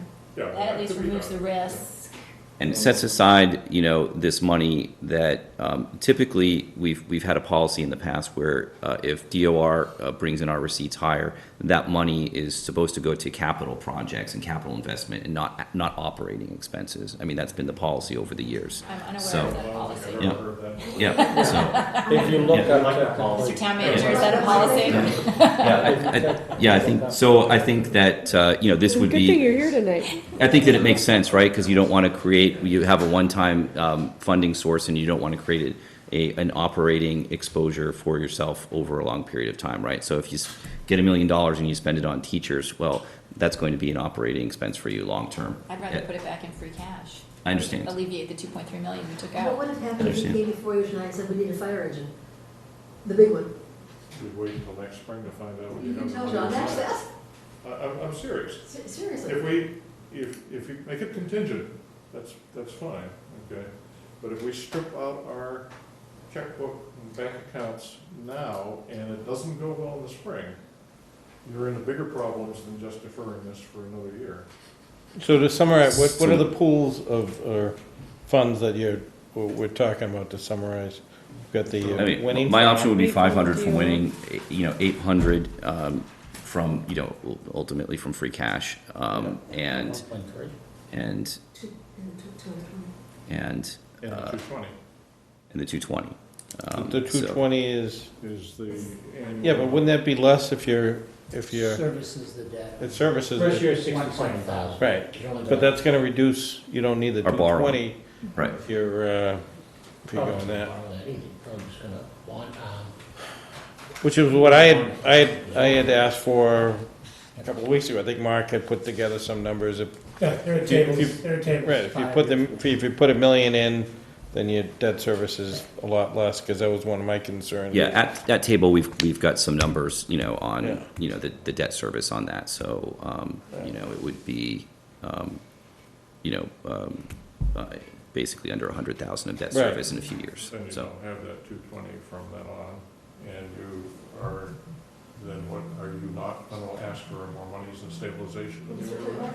You actually wouldn't need that 220. You wouldn't Right, need you that wouldn't whole need, if So, if you're increasing the down payment, your you need half of bond that. payments are less, because Yep. if you, instead of putting $500,000, you're putting $1 million But I'm afraid to say down. that at some point in the near future, relative near future, some retired debt, which, Well, but that could get it. that's, I can't If Richard resist doesn't jumping tell you in here first. at the last minute, so I've repeated many, many times. Solve the at many problem. meetings that I'm not gonna be here, right? I can't resist. in spirit, you will. I've tried to be a financial steward in creating our town management budgets, and there's been always that balance that capital planning has worked with in terms of no new debt and living within its means. So I have a recommendation. I don't know that it's the solution, but it's built around this. I do not think you should use any free cash resources at all to fund this project. My advice to all of the committees, if you can all see fit to I won't be there at town meeting, right? But if you, We may call you back as a consultant. as we did with McCall, for instance, we had everybody in the room understanding that it was a important project and we had a funding mechanism to put it forward. I would say that the best proposal is to bond the whole project. Propose to bond the whole project. Husband all of your free cash resources to deal with what you have in front of you, which is potentially an override passing, potentially it not passing, and FinCom especially faced with, in the springtime of 19, having to put together a budget that holds the existing services in place for at least another fiscal year. They're gonna need every dollar to be able to do that and still have a reasonable reserve at the end of the day. So I think there's less harm in bonding it all.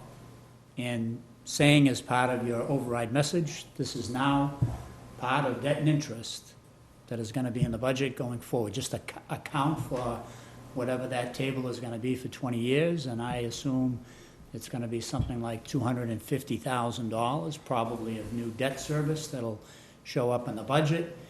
And, you know, you figure out going forward whether the 220,000 that capital usually gets can account for it. You know, if you have that kind of flexibility, if that 220 is still there in one of these outlying years, or the retiring debt is still there. But I think if you bond it, you propose bonding it, you roll it into your override analysis, say that's part of what the town needs going forward. If the override passes and you capture everything you need, whether it's in this combination of stabilization fund increase, or whether it's just general override operational increase that takes care of debt and interest, then you haven't lost your place at all. It's accounted for. No skin off of capital's nose. They continue to be able to have stabilization funds moving forward, maybe the 220, maybe even the retiring debt. That's all something that FinCom would have a hand in, you know, in those outlying years. But at least you know you can afford that in constructing an FY20 if you don't have an override done. That's probably something you can afford, certainly in that first year, because, as Jim's pointing out, you're paying interest only in the first year going forward. And then those years down the road, when the new $250,000 hits, it just has to be part of the expenditure side of creating a new budget in FY21, 22, and moving forward. But then you have everything that you need. It actually may help with the override, because a lot of people like, you know, projects. Right. Right. And the thing, Totally agree. you know, the thing you should, if you do it now, bond for it, and tell VHB to chase down the permits, you do have to find out whether or not you can get the project done in that summer corridor. Because the other thing that you should decide as a policy decision is, if you can't, if you're not gonna get the permit before July, August, are you willing to have the road closed down from September to November? I don't know that you're willing to or want to do that, you know. So you may be, even if you borrowed all the money now, you might not be spending it because you can't get into the, you know, the corridor until calendar year 2020, when you know you can have your permit and fit well within that June to September, early September timeframe. So that's, you know, I think you're chasing, you know, a little bit of a race on getting the permits in time to get it done in 19. But my advice is, don't use any free cash resources. Let the $1 million from Winning Farm go to the free cash analysis at the end of FY19. Somewhere along the line, people will be asking for affordable housing and other initiatives, but you want those resources there to be able to divvy them up as FinCom would advise and sees fit. But I think just bonding the whole thing is, in announcing that it's the highest You capital could do that priority. 5 years ago. I think that's what you've been Well- asking for, essentially. I mean, it's, you know, Yeah.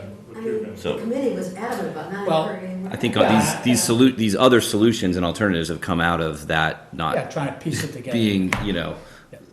what anybody wanted to do. So I think, But now I think because you are asking for override funding for everything that you need, you might as well make it part of everything that you need. And if you won't go for stabilization override, you would have some choice as to whether you want to use that money or the 220 to service the bonds. We are so limited in what we can do. Well, here's the fiction around the 220. Yeah. So right. capital is generously offering it up as a way of helping fund the debt service, right, which is fine. So that's their way of saying, look, we can do without that. FinCom, we can do, well, that's what you're saying, if it's 220 gonna be They're saying devoted, this is enough of a priority for, that we can do without the 220 every year. I know you want more, Helen, you know, I need more, I not want it. But that is a way that FinCom, in the end, can put the budget together to say, okay, we're not putting another $220,000 over to the capital stabilization funds this year. We're holding it on the debt service side of the equation, and it'll just not be there as an expenditure. It ends up kind of staying as a revenue source. So that's one way of doing that, but I'm saying just put it all on debt and interest, like we did with McCall, and make it part of the overall expenditure need, and So Richard, to clarify, are you saying bond it now? Well, with town meeting I approval? would bond it, well, you can bond it now, you don't have to draw it down, you know. Right. The decision about drawing it down goes into whether or not you can get into the summer timeframe. And so you could hold off, you might never have to actually borrow it. So you're not saying bonded contingent on override? No, You're saying, well, again, if everybody agrees that it's a project that has to be done, and it's gonna be part of the expenditure side of things for debt and interest going forward, we've got to do the project, then it's there, and then you're into Lance's, together with everything else, what do you have to cut right, in order to pay for what you have to pay for first? You have to pay for debt and interest. Right. You don't have any discretion around that. This will be another $250,000 in debt and interest. How you get there, you know, without any override monies is gonna be part of the trick. The other consideration is this solves that particular bridge problem. Don't tell us of beating up on me for umpteen years. It doesn't solve the problem of all the other smaller capital projects that are out there, and the fact that the capital building stabilization funds are pretty thin. So, I mean, one strategy is to say, I do need an operating override, and I do need to replenish the capital, and make this project the first force out of that gate if you replenish the capital building stabilization funds. Because then you have, I mean, the model we had in 2002 and 2008 was basically, you had one question with two pieces, right? Do the operating and do the capital stabilization fund. And if you would go to town meeting and say, if you go to it in the fall or the spring and say, we want the stabilization fund increase because we critically want to fund that out of the thing, get that going. But then that sets up a pattern of leaving some other money in the capital stabilization fund to begin to deal with some of the other projects out there. I mean, I was trying to solve a lot of pieces at once, but that's one strategy to do it. There were years the capital was not funded before 2002. And we got in such a bind with all the deferred maintenance. It's taken a long time, but now we're getting back in the same thing. Because we can't keep up. I just fear that if we solve this project, say Swan Street, bonded outside, funded outside everything, that people are gonna say, well, geez, capital, you spent all your money, we can't give you anything on stabilization funds. And that would be a We just disaster. on the We list. still have $66 million in Right. projects for the next 5 years, so It's a 20 long million list. for next So year so I'm alone. suggesting, I'm following Richard's pattern, is I would suggest making the bridge part of an add, and, you know, the key thing you're gonna fund out of the stabilization funds. If you do that, is that going to conflict with the Eversource and Cross Street? You can't have two streets closed at once. We thought about that. The answer to that. We're gonna win the Helen, is it appeal. depends. You know, you have to find out when you get there, whether or not they're gonna be in the street on the same When we get kind a of knock on your calendar. door. What are you We only have 2 years to choose from, that's 19 and 20. I think you got some assumptions, and I think the question is, do you think Eversource is gonna happen next summer? I don't know, I would say It's no. gonna happen in 2 summers. Best case scenario, 3 summers. But maybe 2 Well, summers. best case scenario is Best never, case. never. 3 summers. With you, Well, it'd be David. not, well, yeah. That's their case scenario. If it had to happen. Right. It could be pushed out into 2021 by the time they get all their permitting and get everything done, but, We've got a project, we'd like to see it done. yeah.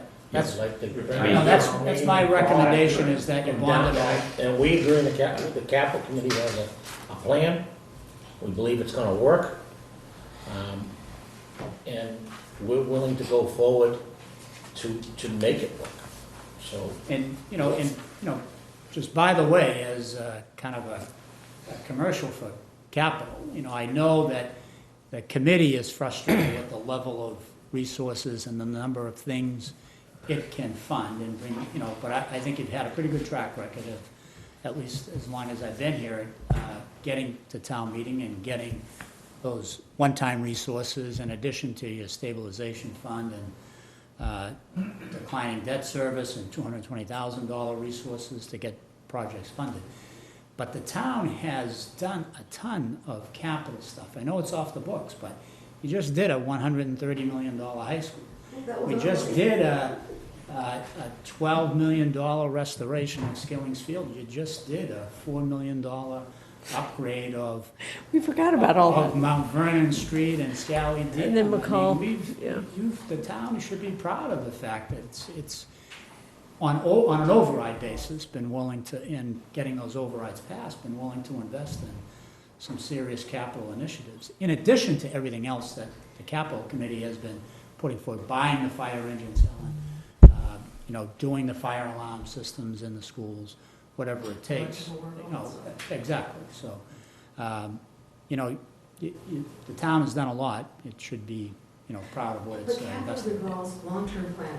Right. And so True. because you fix a roof this year, doesn't mean you're not gonna fix it in 10 Oh, years. that's true. That's You got- the way it goes. This is why I'm anxious to see us do something with the stabilization funds in addition to just the operating override, because to solve just this bridge, you want to solve that.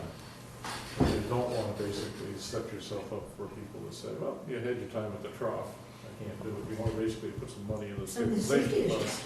so that you can fund the bridge, and there's a whole bunch of other things that we need longer term. I don't think that they're mutually exclusive. I think that we're talking about, money for the capital stabilization fund and the building stabilization fund, as part of the override. And then we're talking about, bonding this project as well. The problem is we have done a lot of capital projects, but we haven't always done them in the priority that the capital planning committee has recommended.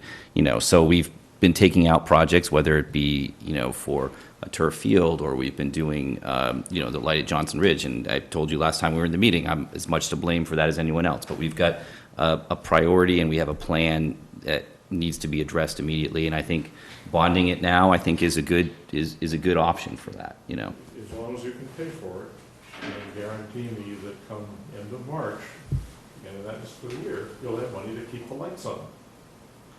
Right? Well, you will for 1 year. If you just all of your free I cash. did today and he did. Now, what do you got to lose? Jimmy's going to personally guarantee it, so you're all set. So You should be on nothing the to worry about. communications team for the override. Yeah. It really, I guess the real signed up. question is here, is when is the capital decision going to get some direction, i.e. a vote of the Board of Selectmen? We've been here, I've been here several times in the last year, requesting the funds for Winning Farm, requesting available funds, whichever one you want to call it, for free cash. I guess the real question is, when is this board, select board, going to make a decision and give us a direction? And we need that direction. When we get a consensus. Well, can You know the answer as well as I do. Can you pick a date, Lance? I'm trying to No, nail no, this no, I- down. Well, we are going to, You have to vote on the warrant articles eventually. Hmm? You have to vote on the warrant vote on articles warrant eventually. articles so, is one yeah. piece, but the really critical piece is, sometime early January, we're gonna have to decide whether we wanna go for an override and the amounts that are gonna be in operating and in the We're stabilization talking about side. this fall town meeting. Yeah, we need to vote on When this are you gonna issue give in us particular, this so. Direction of what the But board, then we have meetings, right up until November 8th. And So- we'll make a decision before the warrant article. Being hits the so floor. bold, Do you want to bond this if or what? the I'm fine with it. planning Okay. board, if the plan, not planning board, I'm sorry, if the capital committee has a plan in there, can we assume that it's gonna go to town meeting? We'll just take a vote right now. So, I mean, we've got a warrant article as it stands that's, there. We've got another proposed one. I think the article is on the warrant now. I So, appreciate you want to run this through very quickly. Mariano is not here, and I Yep. think for this thing, sorry. This is really critical, the town's financial health. And I agree. railroading this thing through. nobody's railroading it. I agree absolutely with Jimmy Yeah. that this is a critical project and we need to do it. However, railroading it through and not being able to fund our operating budgets a year or so from now is of overriding importance. Okay? That's the end of them all. Our fiduciary responsibility of this town is to make sure we have school teachers and policemen and firemen and town services out there. I think this project is very important, and I'd be very happy to fund it this fall if I knew we were gonna have monies the following year or two for operating budget. The only reason I'm concerned about this is if for any reason that operating override fails, we're gonna scarf every bit of those monies back to keep the doors open and the lights going. And what am I gonna do to people say, I'm sorry, we spent it all on the Swanton Street culvert? That's not gonna be a good trade-off, Mike. I think it's, I think that's your opinion, Lance. and I Yeah. think That's my opinion, but I our think that's fiduciary, definitely your our opinion. fiduciary responsibility is the long-term health of this town. And if we can't keep the schools, we lay off teachers, and we have to lay off police and fire, cut back services, that's absolutely critical impact on the town. What about the health and public safety of those 120-plus homes that are directly affected if we did have a flood? That's another if. Again, if you Just like- can assure me that we're gonna get the override in March, we're all set. You can assure me we're never gonna need this project to prevent flooding. We I won't, don't ask. we won't. I mean, we can go around in circles. I mean, I've just asked the board is, I mean, what the I- capital committee is here, we've made a proposal, we believe it's a fair and honest proposal, we wanna go forward in the fall, and we need your support, we want your support. And I'd just like to know Jimmy, when the board is my gonna take personal- it. You have my personal support for this project to be funded. The only question is when we're gonna be able to afford that and do our. I guess the question is, you know, I so think the we. board will be, you'll advise us of your Well, I decision. think the discussion tonight has been good. We've got a couple other options floated out about how to fund this stuff. I think we need to chew on it a little bit and look for us. I mean, I don't think any of us are sitting here saying we shouldn't fund it. The issue Mr. is Chair, just could the we, timing could we and hear risk from of the it. FinCom Chair? I don't want to put you on the spot, but just at this juncture, what your sort of comments or observations? So Finance Committee has not been presented with this, nor have we taken a vote, so. Sure. What we have talked about as a Finance Committee, of course, is the rapid decline of free cash reserves and the implications of what that means. So I share Lance's concerns, and I agree, I think this is an important project, and it physically pains me that it gets more and more expensive every year. So if there's an option to figure it out, I understand the desire to do that sooner than later and try to keep the cost contained. And I think FinCom tends to fall in that direction. If we know there's a project that has to be done and costs continue to climb, you want to try to do that as soon as possible to minimize the net expense. Yep. So I think that's certainly the philosophy that we take. I would say that, and again, we haven't voted anything, but Finance Committee is extremely concerned about where we are in terms of free cash utilization and lack of funds available for FY20 and beyond if we don't see an override in the spring. So we're certainly proponents of presenting an override to the town. We don't know how much yet. We're working through trying to calculate that. But if that doesn't pass, then we are going to have to make significant changes to the services that we provide and to the expenses that we have. So I'm concerned about taking on this much of an expense in our current circumstance. To me, it seems irresponsible to make such a commitment for something that, while important, is not an emergency. And so in light of our current position, on a personal basis, I would say not yet.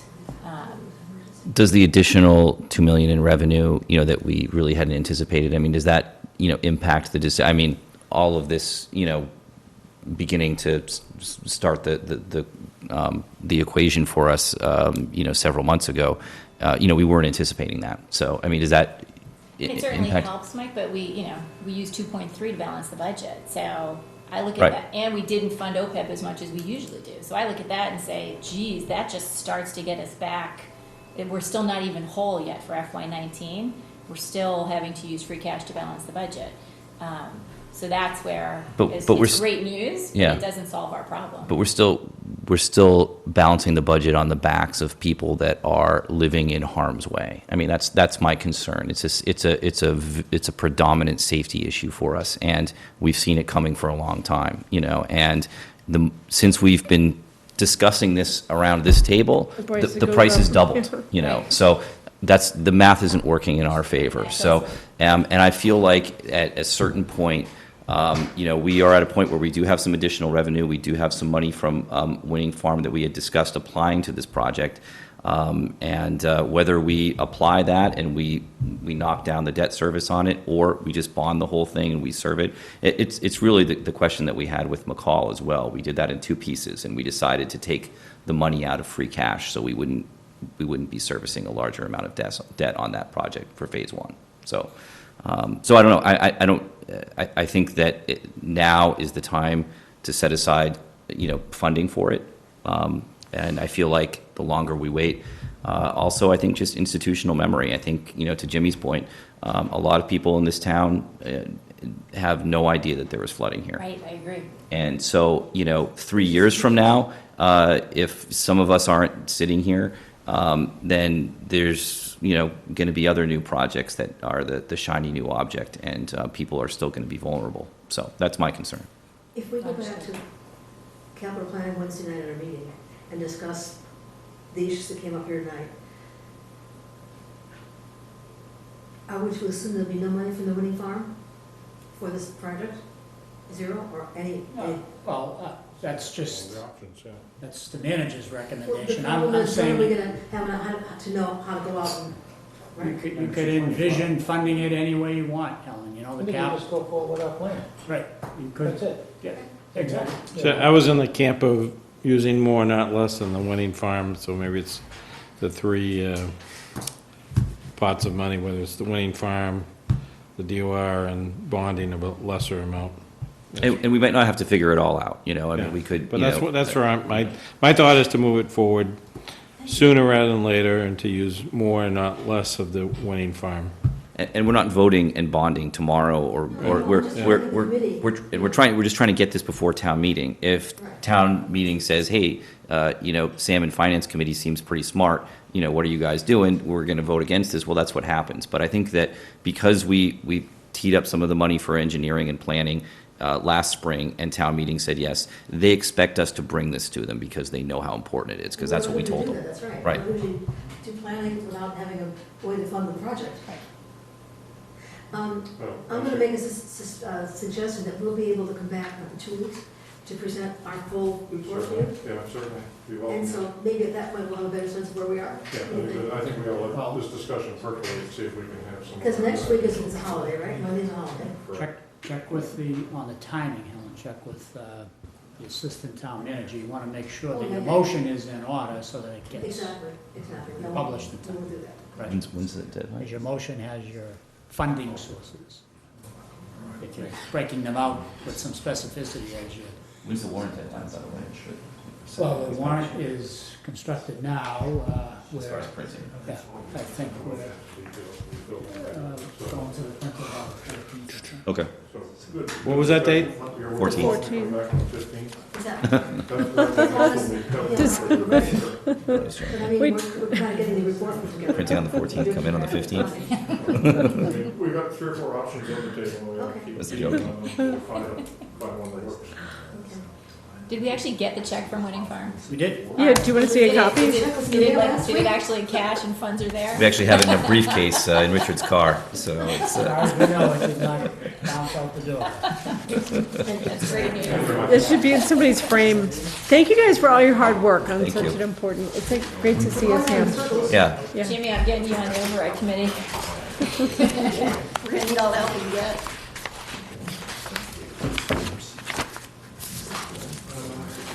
I'll move on to the next topic, on which no one has Thank you. good opinion. Housing production plan, pick up from the discussions last time. There have been, I guess, I did read the detailed regulations guidelines that PHCP put out on the whole thing.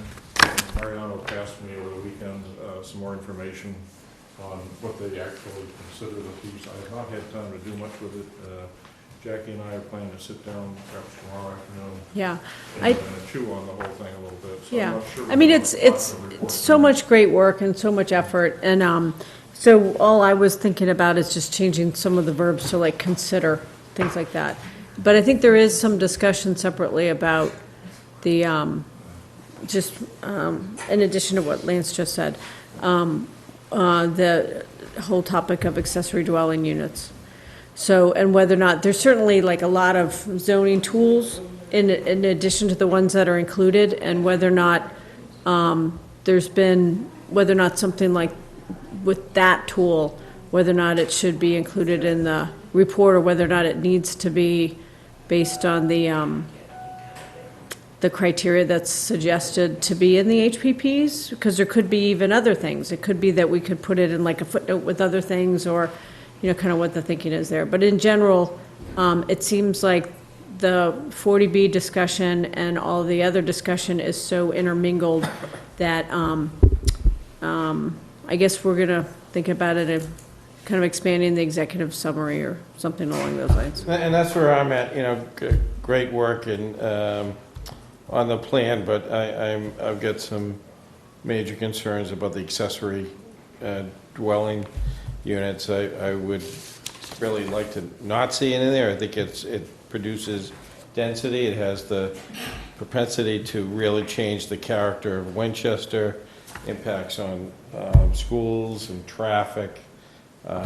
It's a density producer, so I'd like to reach out to others and give them, I don't know if people really have looked at it that close, the general public, other boards, planning board, school committee, to really understand the potential implications of, it's a major factor to have that make its way into the town from a character perspective, density, and budget, school system, traffic, and all of that. So I'm very much opposed to having that component within the HPP. And the other topics have been discussed a lot. I think that people would have an understanding of them. So, whereas that one, it just seems like it's kind of like a pretty early, it's in a different kind of track with even people's understanding of it. So what we had discussed, one optimistic forecast, we could have a slightly modified version of the plan together to be people to read by Thursday, by the ninth meeting. Yeah.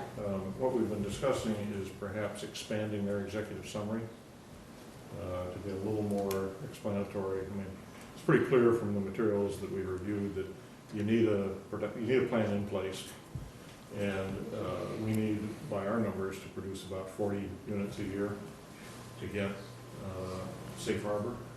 We produce more, you can get 2 years of safe harbor instead of 1. And then there's a set of strategies that I think address the affordable housing one, and we pull those out and say these are the ones that are critical to the affordable units, and then these are additional ones that can generate moderate housing as well, and make that structure a little clearer, and then we can debate on the 9th whether we want to include the, one or more of the specific strategies, because we can always put them back in later. I gather it's not, it's pretty clear you're not committing. Right, I mean, these are options, they're not necessarily recommendations even, so it's a big inventory of all of the, potential options for the community, and we make the decision about what moves forward, so. Our initial read over the weekend is that it's hard to make out from the full report where you're going with the whole thing, and that an expanded executive summary that's a little clearer to lay out those things might be a solution to making it clearer what we're doing. And we can say we want to keep these strategies in for an hour or a little while. I think there may be strategies that we, with an approved plan, that we just don't use for certain, it may not be the best bang for your buck for us, so. And I think what Jackie's doing is going through and saying, we could Consider. Yeah, the only concern, Mike, I don't disagree with you in theory, but it's just that there's probably literally over 100 other ones that could be in there.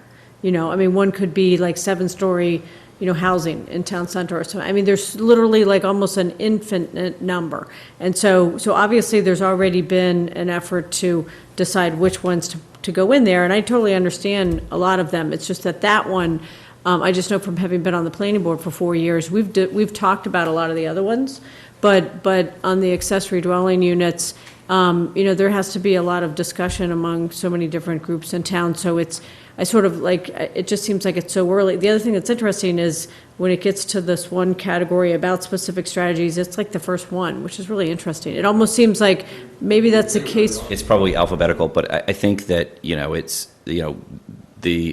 if we're looking at the accessory dwelling unit in particular, I mean, that would take a zoning change, so that wouldn't be an easy task for. Well, a lot of the other ones are zoning changes too. In fact, one of the separate categories is to change the zoning, in general. But So that's a big, that's a big project. That's not just, so when we vote on this, these are options that we're supporting, but not necessarily individually. So we're not saying that if we approved this housing production plan that we're going to immediately approve accessory dwelling units. It means that it's an option that we could pursue at town meeting for a zoning change. But That's all there's it's a- saying. Right, It's I an option. understand, yeah, I understand what you just said, I totally do, My but, concern but is there's that other. it gets into the HPP, and, we had the folks in here from the master plan who initially had said that to respect existing plans, then it goes to town meeting, and the advocates would say, well, it's in the HPP, it's in the master plan, how can we go against it? If we in the planning board can't agree on that particular one, we could strike it or move it to a less desirable category. Or just We say can consider or sort something. these strategies into Or make it a little more, short-term. or like to study, or there's so many ways to No, sort of like. I appreciate Yeah, that. I that's mean, I all. think that's fine. I just, I just don't want to, take, I don't think that all would of the delay strength anything. out of, Yeah. some of the motivation behind, every single one of those recommendations. Yeah, no, I don't think If- that's the If the idea. ADU is, is where we're hung up and we want to say consider rather than, Yeah. that's fine. And I presume we could sort these on both sides of the affordable and moderate housing. They're kind of more attractive, more immediately feasible, and less attractive, or not less attractive, but less immediate. More Yeah, complicated. well, I think that's what Or that needs more grid, study. that, is in there. I'm just thinking listing them that way rather than grid. The grid has the information in it. Yep. This is, At the back. Well, package it in the- yeah. package it in the front, and the way Ha- you understand it. Yeah, if we need to sell it better, that's fine. Okay, so, we're gonna take a lot of coffee and take a stab at it and bring it back, and we'll try to get Tomorrow, a copy yeah. back to people before the weekend. Okay. So, okay. But a lot of hard work, and so you're to be congratulated, and if Mariano was here, I would say the same thing, just for all the hard work that was done on it. Okay. In front of you on the table is an updated version of Latest the, version. Poor Jim. Leave you guys with me. he should know better. An updated version of the warrant. Let me flag for you the changes. Should we have these fine gentlemen in here before we talk about paper? Well, this is what we're. Okay, oh, you're segueing into theirs, okay. So the ones we've It's an changed introduction for you. The ones we've changed are, we've filled in some numbers on the public, on the licensing stuff, and we've now filled in all the planning board articles. I don't really need to discuss those today. Most of the rest of them have been cleaned up reasonably, and I've reviewed, Nina has gone over them all, I think, with things. There's still a few in there on the pilot programs. We have to see what comes out of that solar piece. But then, and I think we've cleaned up all the 22 Highland ones, repackaged those, so they're reasonably accurate. The one we left off last time, Mr. Whitehead would like to talk to us about the traffic article. This is Article 27 now. Thank you for coming at 7:30 and almost staying for 3 hours. It's always enlightening to hear the discussion and debate. How enlightening. Excuse me, I believe when we left off the last time, there were questions about whether the request was a continuing request, or whether, and also there was some questions from Dave regarding the amount, his concern about the amount. So in looking at, considering everything that's, uncertainty of the override and so on and so forth, I think what I'd like to propose to you tonight is that we go with a one-time request. That would give us $55,000. That would give us enough to do the two critical studies that we have on the plate. And I think some of that information would be useful in feeding into calculation of an override amount if we come up with some serious dollars. And that, I think, would address Mike's concern that we be able to fund whatever we come up with in the end. So anyway, that would be my request, that we include in that article. It's a one-time request, and we'll see how it plays out. And once we've got the, to get an override, then we could go talk about more ongoing funding when we get a better feel for what's going on. But as you can see from Beth's work, there's a number of areas in town that we have to do some studies. get some recommendations and come up with designs. And so, to have that, probably focus more on the studies than on the design at this point, just so we get the options and we kind of get a rough idea of how much money, and then we can go into design, in the spring or whenever we know whether there's money there. Sounds good. So that What were would the be- 2 projects, Jim? The 55? Well, Highland Avenue, the Highland Avenue corridor is probably the largest dollar amount. That's about 30 grand. And then And what is done for that now? what has been done for that? No, what would be done with the, Well, there are numerous concerns. The Park Avenue and Highland intersection is a concern, and looking to perhaps need a turning lane or also perhaps a turning lane at the Mount Vernon and Highland intersection. There's a number of pedestrian crossing concerns about kids going to school, possibly narrowing the crossing at a couple places because it's such a speedway. Looking at how to perhaps slow down some of the speeds on that road. Those are going to take some traffic counts and speed counts, and get recommendations from a consultant. Then the other major road that we want to look at is already there's some work being done on the Ridge and Lockwood intersection. But that whole area up in there requires a fair amount of attention, just because of all the traffic now that's being generated by the lights and the cut-throughs and everything that's happening up there. So those are the 2 areas that we would study as priorities. And then we have a much longer list of other priorities, but. Yeah, the Greek streets, the Socrates one too. Well, there's already a study going on the Greek Okay, streets, on already, the philosopher okay. streets, and that should be coming in within a. Oh, that was out couple of months. Beth's budget. That's out of Beth's budget. Okay. Yeah, that's already been funded, so And that was specific to the stop signs. that was specific Yep. to the stop signs, and, and that also gets into pedestrian concerns there, so there may be some. No sidewalks again. No sidewalks. Right, another area. Kids biking in the streets, We don't own these roads. you know.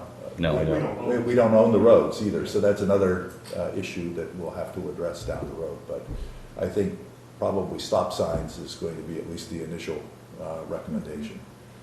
We heard tonight where Beth is talking, we've got several requests for do not enter during certain hours and so forth.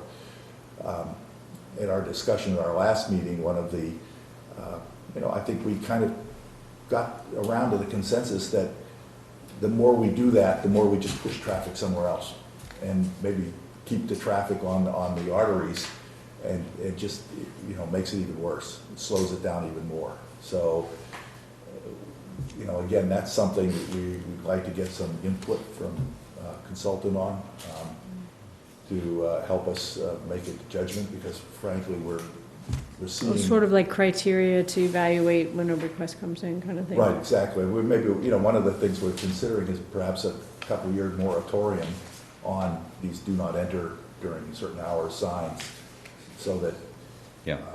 you basically let the traffic kind of sort itself out, and then we find out, then we see where the real problems are. And, but you can just look at a GIS, the GIS maps of the town, and you can figure out where the cut-throughs are going. Pretty obvious. Where does the money go into engineering budget, or where's the money going? Sit in a special fund. Sit in a special fund that we would have to go to the town manager and justify the study. And Don't point to him. Well, to the town manager, Basically be implemented through the town. it would be implemented through the town manager, which is usual approach. Basically, we've exhausted Beth's budget. Right, and she's, as you've seen, she's got a lot of stormwater work to come. Whether that, some of that will get funded out of her budget, and she's got enough other issues to deal with. So, So we don't have to make a decision tonight on this, but that resolve the question on that. I mean, is that? Yeah, it's much How more much- palatable, how much and sure. how long, so, Okay. short, limited piece for one shot. I don't know, I mean, do you want it? What do you guys think? Oh, you mean, are we favorable? Is that your question? Yeah, I mean, just Yeah, bring it I'm up. definitely. inclined, but I also wanted to let Mariano chime in if we can wait a week. Well, where are you at?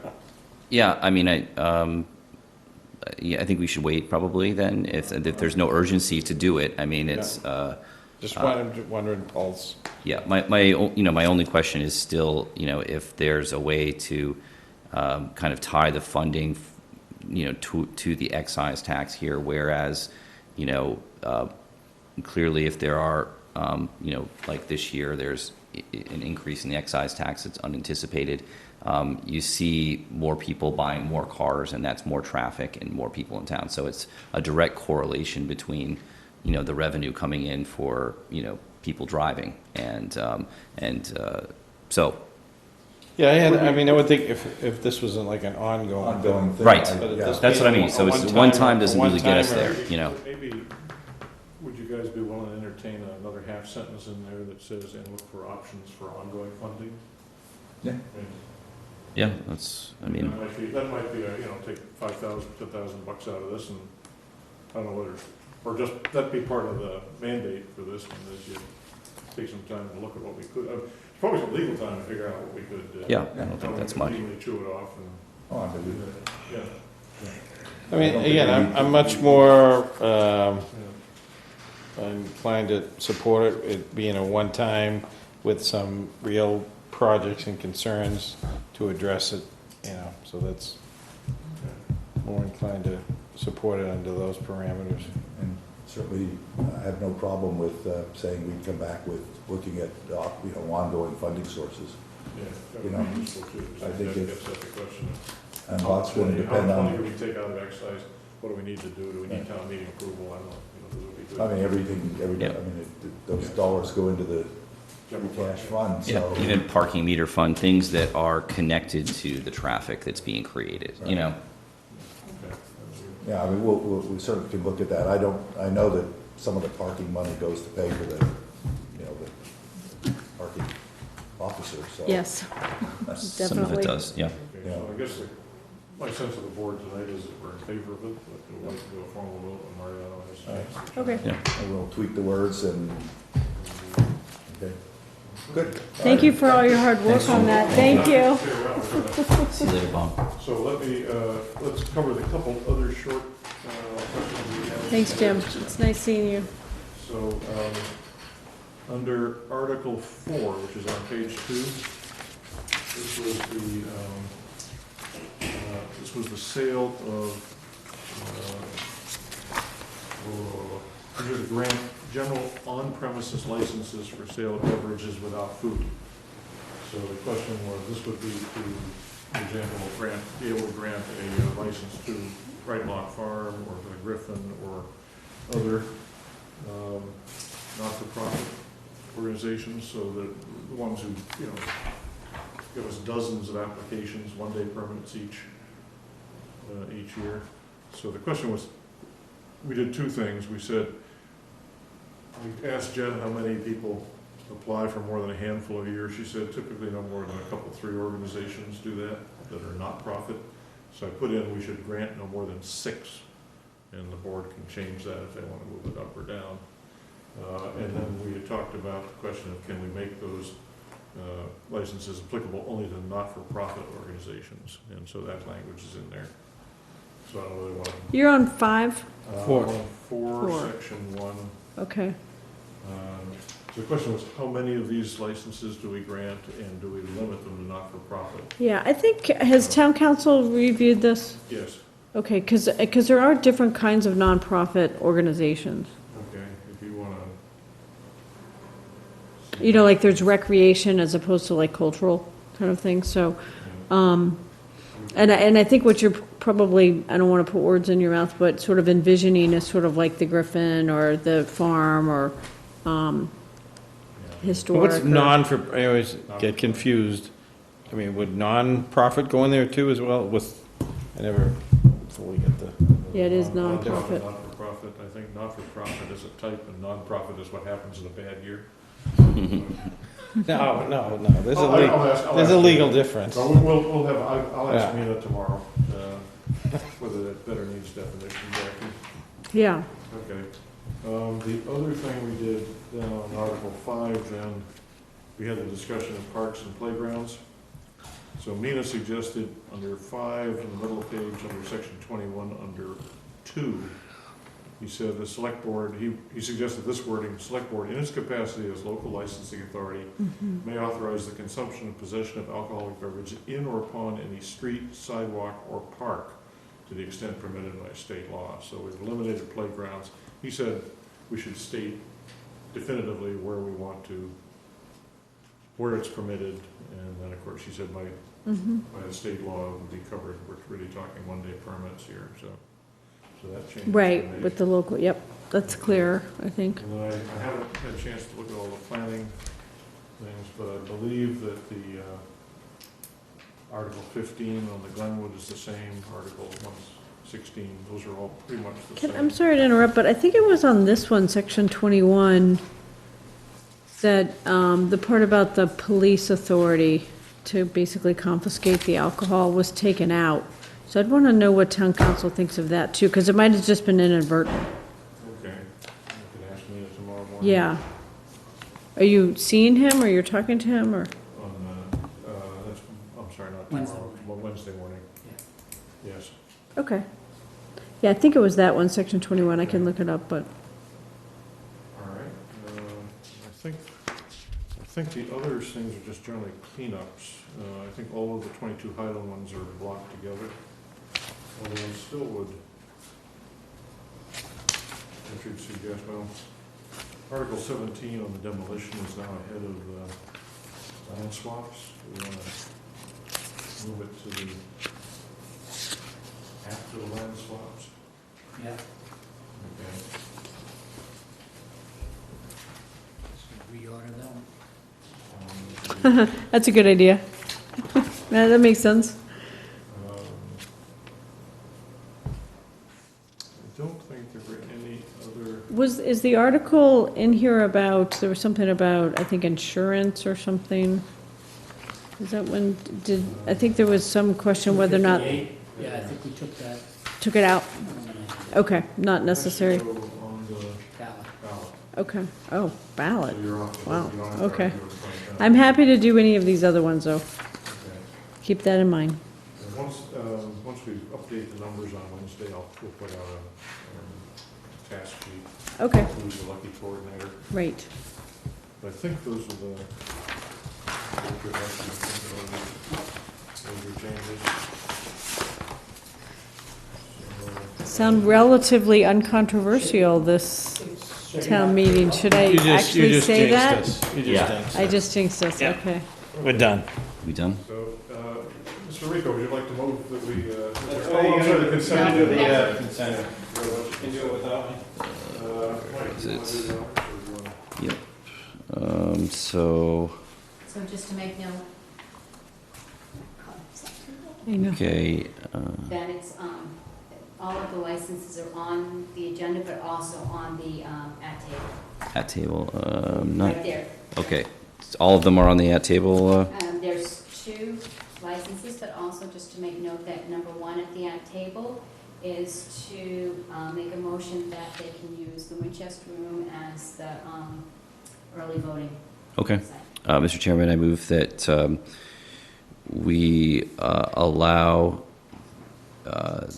the Winchester Town Hall to be designated as the official polling location for early voting, specifically the Winchester Room, per the town clerk's memo and request.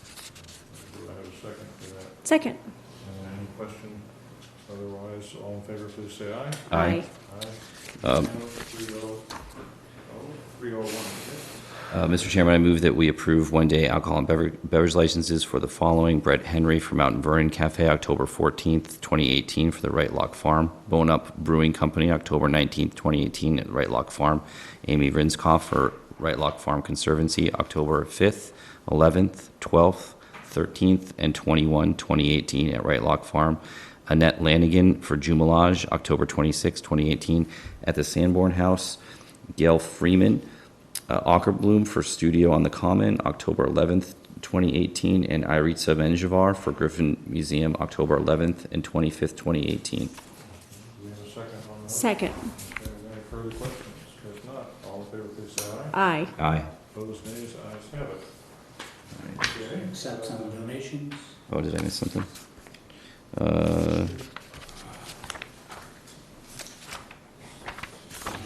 Pick sheet. Oh, yeah, okay. Sorry. On the other. Mr. Chairman, I move that we accept the very generous donations, the amount of $3,360 for the Council on Aging to be deposited in the Council on Aging gift account. With appreciation. Second. All in favor, please say aye. Aye. What?